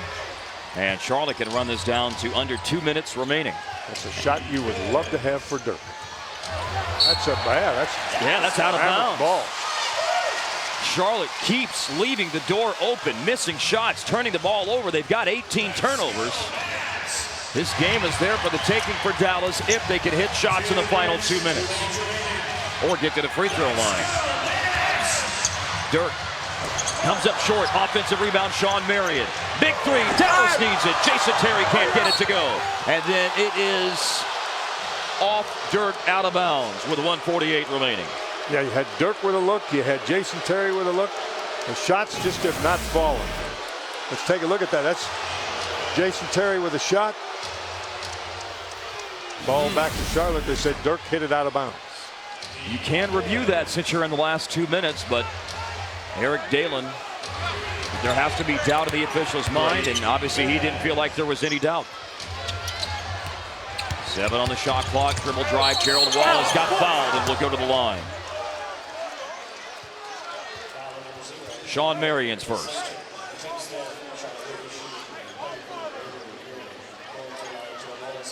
1:29 remaining, and the Bobcats can extend the lead back to 6. Be a tough row to hoe right now. No foul to give for either team for the last 1:29. And both teams have their full complement of timeouts. A full and 2:20s.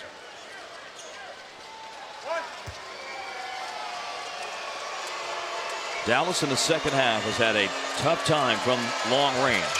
They're 0 for 11 on three-pointers in the second half. They may need some threes here down the stretch as the lead has gone back up to 6.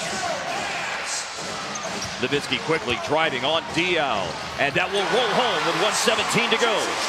He makes that shot and no foul. Wow. Felton quickly up ahead. Terry is the defender. Dallas has gotten a ton of stops tonight, and Charlotte has helped with some bad turnovers. Felton stepped around the screen. His floater is short, and Dallas gets the defensive rebound. Dampier quickly outlets. You've got numbers right now for the Mavs. Now Jason Kidd will look and go Dirk's way. And Jackson fouls at 51.3. This can make it a 2-point game with Dirk headed to the line. The last thing you want to do is stop that clock. And for Maverick fans watching, that's a great play. Oh, yes. Because Dirk gets to shoot a couple of free throws. 26 tonight for Nowitzki.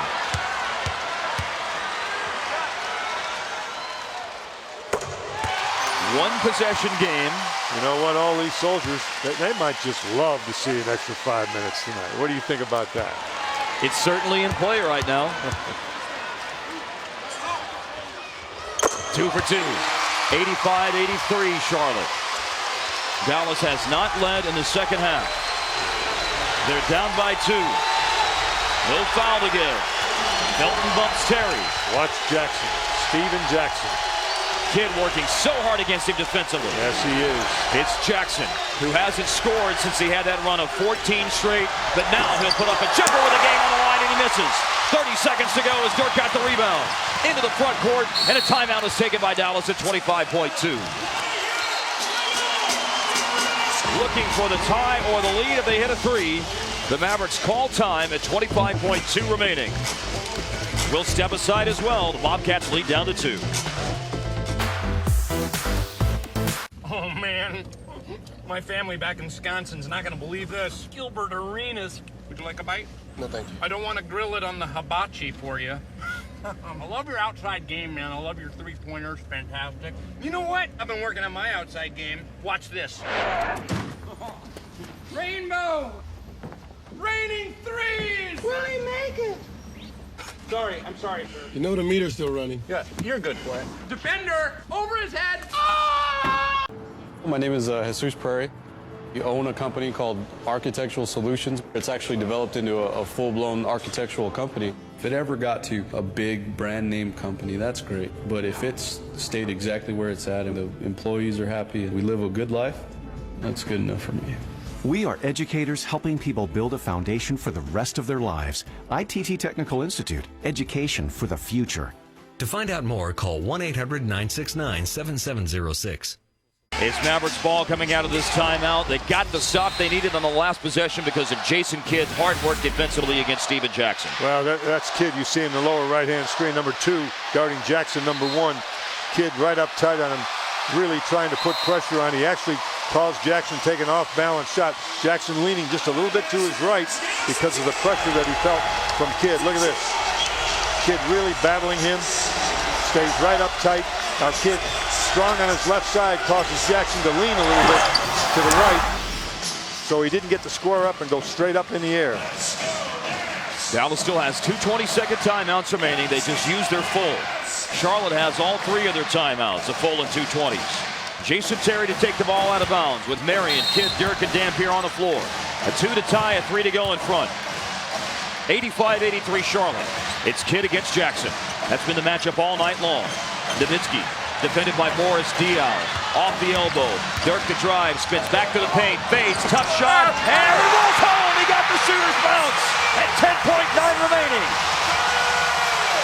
You don't want to foul in a situation like this. It's tied at 85, no foul to give. Larry Brown not taking a timeout. 6 seconds to go. Wallace driving, baseline, deflection, loose ball, ricochets. Marion has it. We got an extra 5 minutes coming up. I told you that a minute ago. That's nothing new. You called it.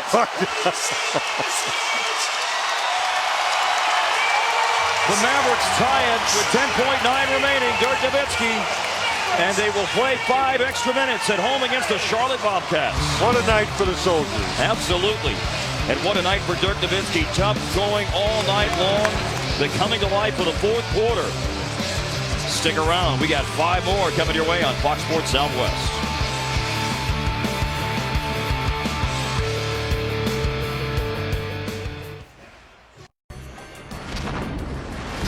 From the inventor of Bowflex, the Dosho Gym 5000 goes back to steel. Patented clamshell adjustable dumbbells and innovative lift assist technology. In an easy-to-assemble system, the Dosho Gym 5000 is designed for smooth and easy transitions between exercises, helping you maximize your time with an effective muscle-building, fat-burning workout. Order now at... People who have been diagnosed with mesothelioma have many questions. How did I get this disease? What are my treatment options? How will this affect my loved ones? You need answers, which is why we offer a free book written by medical professionals who have treated mesothelioma. Call toll-free 1-800-413-2727 or go to freemesobook.com. There's no obligation, so call toll-free at 1-800-413-2727. The reason it's going to be 5 extra minutes is because Dirk Nowitzki scores with 10.9 seconds remaining. Dallas has not led in the second half. They tie it, though, here on this Dirk basket, Bob. Yeah, that's that fadeaway where he creates space separating from the defender. Watch him separate from the defender so that the hand and the arm of the defender doesn't get in the sight line. Dirk separates from that guy to create some space, and then you know, the soft hands, the good touch, we talk about it all the time. We haven't seen it out of Dirk tonight. We've seen the same shot. We've seen the same soft shot, but they haven't gone down for him tonight. But he just got a big one. So here we go. And he has 30 points tonight. It's just amazing that we talk about the fact that he struggled tonight, but still has scored 30, and that has elevated him past John Stockton, 34th in NBA history. And again, next stop, 20,000 for Mr. Nowitzki. If he catches Ray Allen tonight, best overtime ever. That will be quite a story indeed. 30 what a points, show. 6 rebounds, 11 out of 28 from the floor. I did think you made a great point in the break, Skin, is that a lot of the night we have not seen legs in Dirk's jump shots, but there was just enough leg there, just enough strength from the legs to get that one up and in. That was German Will getting that over the front of the rim right there. Did you think anything odd about the fact that Larry Brown didn't use a timeout at 10.9, Bob? Well, some coaches elect not to do that. Good job by Marion getting the ball over the kid. It's just, coach's decision. Remember, when you take the timeout, you've got to get the ball back in bounds. And you allow the defense to set up, but his offense just looks so helter-skelter. Dallas has not led since the first minute of the second quarter. Shooting for the lead, Dirk misses. Rebound, Gerald Wallace. He has 16 rebounds tonight to go with 16 points. Well, you climb the mountain to tie it. Now can Dallas get over the hump? Felton with 5 to shoot. Spin move. Jason Terry knocked it out of his hands. But with some heat on it, it ricochets off Dirk's foot and out with 3 to shoot. And Kidd continues to put on a clinic on off-the-ball defense. Just been amazing. Very good observation. Kidd is just, he is just all over Jackson. He has pulled Jackson's shirt out and stepped inside. Oh, Wallace fades out to the corner and drills an open 3. Charlotte gets the first basket of overtime. And it's a 3-pointer, no less, from Wallace. You don't like that. Quick move, Jason Terry, and he does not get the bounce. That rebound went from Wallace down to Felton. And Steven Jackson quickly shoots and misses. Tyson Chandler, an offensive rebound. Strip going back up. Wallace on the floor. Dampier on the floor. It's still loose, and it's Kidd and Tyson Chandler. A jump ball. Jump ball. The last lead for Dallas was 26-25 in the first minute of the second quarter. Kidd is just exhausted. He's just absolutely exhausted. And it's understandable. 38 minutes tonight. And yeoman's work on the defensive end of the floor, trying to battle Steven Jackson.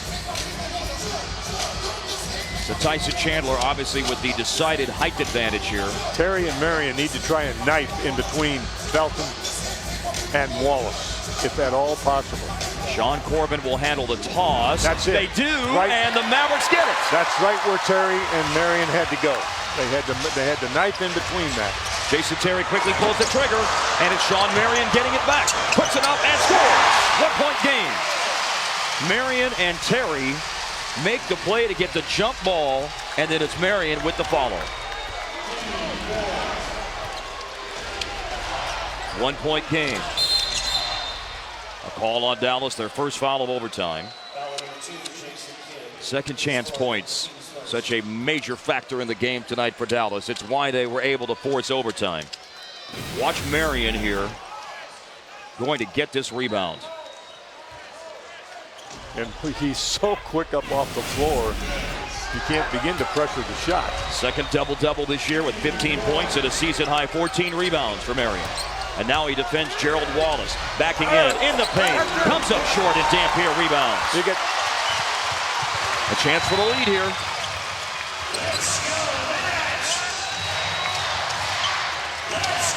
They try to get it to Dirk and do. Nowitzki backing in on Wallace. Drives baseline. And he locks it up for Dampier to give Dallas the lead. But you see the drive caused Dampier's man to come to Dirk. And when the shot went up, there was nobody on Damp, and Damp had a chance for the dunk. 89-88, Dallas on the basket by Dampier. Jackson steps back to the three-point line and misses. A loose ball foul on Gerald Wallace. Yes, sir. 2:24 to go. The Mavericks in overtime lead 89-88. Ooh, Wallace just had some very unkind words for one of the officials. Dampier tonight, 14 points, 17 rebounds, another huge game. Gerald Wallace just called for his 5th foul. First on Charlotte in overtime. At 10 to shoot, it's Dirk atop of the key jumper. Yes, sir! Great execution. And great emotion by Dirk after nailing the shot to give him 32 points. Timeout taken by the Bobcats. And Wallace and Terry collide with each other here as the timeout was being called. Charlotte is upset about this. And the officials are going to have something to sort out. As a matter of fact, they just called a technical foul on Jason Terry. Dampier, as Dirk drives, Dampier throws it down, and then Nowitzki, as Kidd finds him, hits to the top of the key, 1:58 remaining. Dallas in front by 3. In February, 24 of the world's best athletes are coming to North Texas to compete on the NBA's biggest stage ever. 2010 NBA All-Star Balloting presented by T-Mobile allows you to vote for the most deserving NBA players. Log on to NBA.com and cast your vote. Also vote on your mobile phone by texting your All-Star player's last name to 69622. Vote now and vote often, and you could win a trip for 2 to Dallas in the NBA 2K10 sweepstakes. The 2010 NBA All-Star Game live from Cowboy Stadium February 14th, only on TNT. What time is it? NBA Game Time with the official mobile app of the NBA. Track up-to-the-minute scores and stats for your favorite team. Listen live to home and away radio broadcasts of every game. This time he got it in the foul. And get an eyeful of NBA action with on-demand video highlights. Hey, watch it. To learn more, go to NBA.com/gametime. 91-88, Dallas 1:58 remaining at overtime here at American Airlines Center. In addition to Seats for Soldiers Night and a lot of great men and women from our armed forces that are here tonight, we also have in the house tonight, we should note, the winner of our Jason Kidd jersey giveaway from earlier this year. Mark Thornton is here tonight. Ah, there you go, the Jason Kidd autographed jersey for Mark Thornton. He won the contest to guess when and how Jason Kidd would pass Mark Jackson for second all-time in assists. He was one of 3 people to get it right. He did not get the trivia question right. No one did for the tiebreaker, so we had to draw a name out of the hat, and it was Mark Thornton. And Mark, you did that. Mark drew Mark. There you go. There you go. That's it. A lot of conversation out here. And Terry needs to get away from Wallace. He's talking to him right now. There was a technical assessed on Jason Terry right as the timeout was being called. So Steven Jackson will shoot a free throw. And makes it. Felton is calling timeout. Wallace is screening for him. Terry and Wallace collide, and the way Terry gave that little extra oomph with his arm is what Joe Forte indicated to the scores table is why he wanted the technical. You know, sometimes you don't see those screens, and when you run into them like that, I don't know. I don't know about that. Felton to Steven Jackson trying a 2 to tie. He was on the line and ties it at 91. So a critical technical gives Charlotte an extra point on that possession. They get 3 on that trip down the floor. The pressure will not bother Jackson. Ooh, Jason had a pretty good look on the jump shot. Repost to Dirk. Dirk driving in the lane, and it was blocked, knocked out of bounds by Charlotte with 5 on the clock. Dallas keeps the ball. The Mavs have 3 timeouts, a full and 2 20s. They could use one here with only 5 on the clock because this is such a tough inbounds pass. Throwing in down the corner. Rick Carlisle trying to call that play. I would think that Jason Terry might be the most dangerous man in this particular inbounds play here. By dangerous, I mean coming from the other side of the floor, but he will be going to his left and not his right. 125, 5 on the shot clock for Dallas. Throwing in, and it's an inbounds foul committed by Charlotte. That's 2 free throws. Chandler fouls Jason Terry. Well, see, that's where Jason was going. I mentioned that he probably is the farthest man away, but Chandler holds him. That is a foul. And I should correct this because it's the last 2 minutes of overtime. In my enthusiasm, I thought it is an inbound foul, but in this situation, it's now what you call an away from the play foul. And so it's 1 free throw and you keep the possession. That was instituted back in the day because of the hack-a-shack. Yeah. And I forgive your enthusiasm because I was right there with you. I was taking 2 shots. Well, I saw Sean Corbin say away from the play foul as soon as he walked to the table to trigger my memory on that. Last 2 minutes of regulation and last 2 minutes of overtime. You can't foul someone off the ball, Bob. Nope. It's one free throw and you keep possession. And now Dallas, this entire complexion changes. It goes from 5 to 14 on the shot clock, in addition to the fact that Terry just gave him the lead. And just get the ball inbounds here. That's where you want to go. Two-man play, Terry and Dirk. Moving right, Jason Terry. Diao switched on him. And you've got Felton covering Dirk. On the spin, ducks into the lane, kicks to Terry. Late in the shot clock, and it was blocked. Wallace. 1 point lead, though, for Dallas. And now Felton.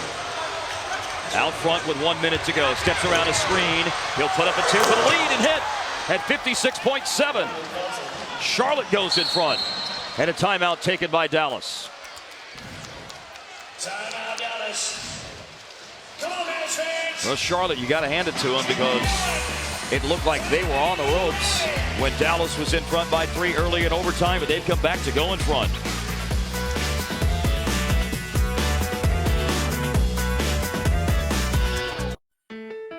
In 1934, we introduced the multivitamin multi-mineral to America. Today, Nutrilite is the #1 selling supplement brand in the world. And it's one of ours. We're Amway Global. And when you combine Nutrilite with Artistry, one of the world's best-selling beauty brands, we're also the #1 online health and beauty retailer in America. Now you know. To learn more, contact your Amway Global independent business owner. From the inventor of Bowflex, the Dosho Gym 5000 goes back to steel. Patented clamshell adjustable dumbbells and innovative lift assist technology. In an easy-to-assemble system, the Dosho Gym 5000 is designed for smooth and easy transitions between exercises, helping you maximize your time with an effective muscle-building, fat-burning workout. Order now at dosho.com. People who have been diagnosed. Charlotte 93-92 on this Seats for Soldiers night here at American Airlines Center. Folks from Brooke Army Medical Center, local National Guard units sitting on the front row tonight. We had this picture sent into our Mavs TV at DallasMavs.com email account from Rich and Sandy Vanderver. That's a photo of their grandson Gage, and their grandson's father is in his second tour of duty in Iraq. That's Jesse. And we hope that through technology he's getting a chance to watch tonight. What a great photo being sent to him. That's tremendous. I don't know how it gets any better than that. Inbound out of the timeout to Jason Terry after Ray Felton just put Charlotte back in front. A collision with Dirk and a defender. Goes to Terry. For the lead, he drops it home. Quick shot. 8 seconds go off the clock. The Mavericks regain the lead, Bob. Good job by Dirk. 2 men on him. He got the ball over to Terry quickly, and Terry with a quick release. Diao in the lane, and a foul is called that Dallas had to give. 5 on Dirk with 37.9 remaining. Charlotte will take the ball out of bounds. Now no foul to give for the Mavericks, and a 20-second timeout is called by Larry Brown. How about Jason Terry on a night when he was 3 of 18 before that attempt, hitting the basket to give Dallas the lead for now. Next up, as you see, the Mavs and Hornets on TXA 21 Monday night. We'll have it at 7:30. Mavs will be looking for revenge against the Hornets, who defeated them in Dallas's other overtime game this season. Larry Brown, over the years, has been very good at situations like this. I might mention that he kind of leans toward the lob, the alley-oop, a back pick, and somebody going to the basket. And with a guy like Wallace and a guy like Jackson and a guy like Chandler, you can do that because those 3 guys can all catch and dunk the ball. He likes back picks in situations like this. Well, they certainly, as you said, Bob, have guys who can go get it. 38.7 remaining. Again, can you tell? Here's the plan. Drawing up the play right there. Well, you saw the last word, the last line go. To the basket. To the basket. So watch that.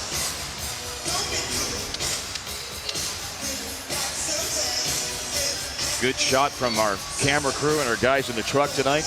Well, they do just that. They do it consistently. Now can you relay that to Rick Skin? Go tell Rick Carlisle real quick. I'm on it, guys. Gerald Wallace to throw in. And so if he does cut to the basket, he's a dangerous guy. He's just going to get it on the dribble handoff, and he slips and is fouled. And it will go to the free throw line at 34.5 remaining.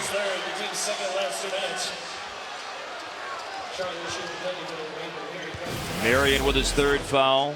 And the line you saw was this line right here. They were going to go to Wallace. And the reason that Larry Brown goes to Wallace is he knows how tough he is. And the same is true with Jackson. You can go to either one of those guys in that situation. For the tie, it's 94-94, and now Wallace has a free throw attempt for the lead. On the night, Wallace is 6 of 9 on free throws for the year, 74%. To go in front, Wallace hits. Timeout Dallas at 34.5 left. 20-second timeout. So the Mavs have a 20. Charlotte has a 20 for the last 34.5. Well, when you look at the longest winning streaks for the Mavericks against opponents, longest regular season win streaks, they're at 13 in a row against Minnesota, 10 straight against Charlotte. The Mavericks have never lost to the Bobcats since the Bobcats came into the league in 2004. They're the only team in the NBA that the Bobcats have yet to beat in the Bobcats' first 5+ years in the league. Well, in this situation, Rick Carlisle last year as well as this year has always proven to be very good with what he draws up. These things are drilled and drilled and drilled in practice situations. You can never quite simulate what it's like on game night. This pass here is probably, this inbounds pass is probably going to go to Kidd. It's Marion who will take it out of bounds. It might go to Terry now because Kidd, there you go, it's going to go to Kidd. And it does at 34.5. No foul again for Charlotte. And the Mavs need a bucket to go back in front. Dirk against Boris Diaw. Spins back to the paint. Tough fadeaway. Money! Wow. These two teams trading plays down the stretch in overtime. Dallas goes back in front. A handoff to Felton in the backcourt. Dirk gives Dallas a 1-point lead. Can Dallas get the stop? Shot clock and game clock basically even. And a foul is called on Dallas. Yeah, they got Kidd for running over Wallace. Wallace set a pick. Wallace set a pick and Kidd ran over him. Look underneath the basket. Watch underneath the basket, folks. You'll see there's the pick. Kidd runs into the pick. Wallace setting the pick and gets called for the foul. Wallace ties it. Looking for the lead at 13.9 remaining. What a line he has tonight. 22 points and 16 rebounds. The Mavs do have a timeout. Wallace gives Charlotte the lead. 97-96. No timeout for Dallas. Kidd into the front court. Interesting. Right to Dirk against Diaw. With 5 seconds to go. He drives, he fades, and he gives Dallas the lead at 1.7. 97, Dallas 36 points for Dirk Nowitzki.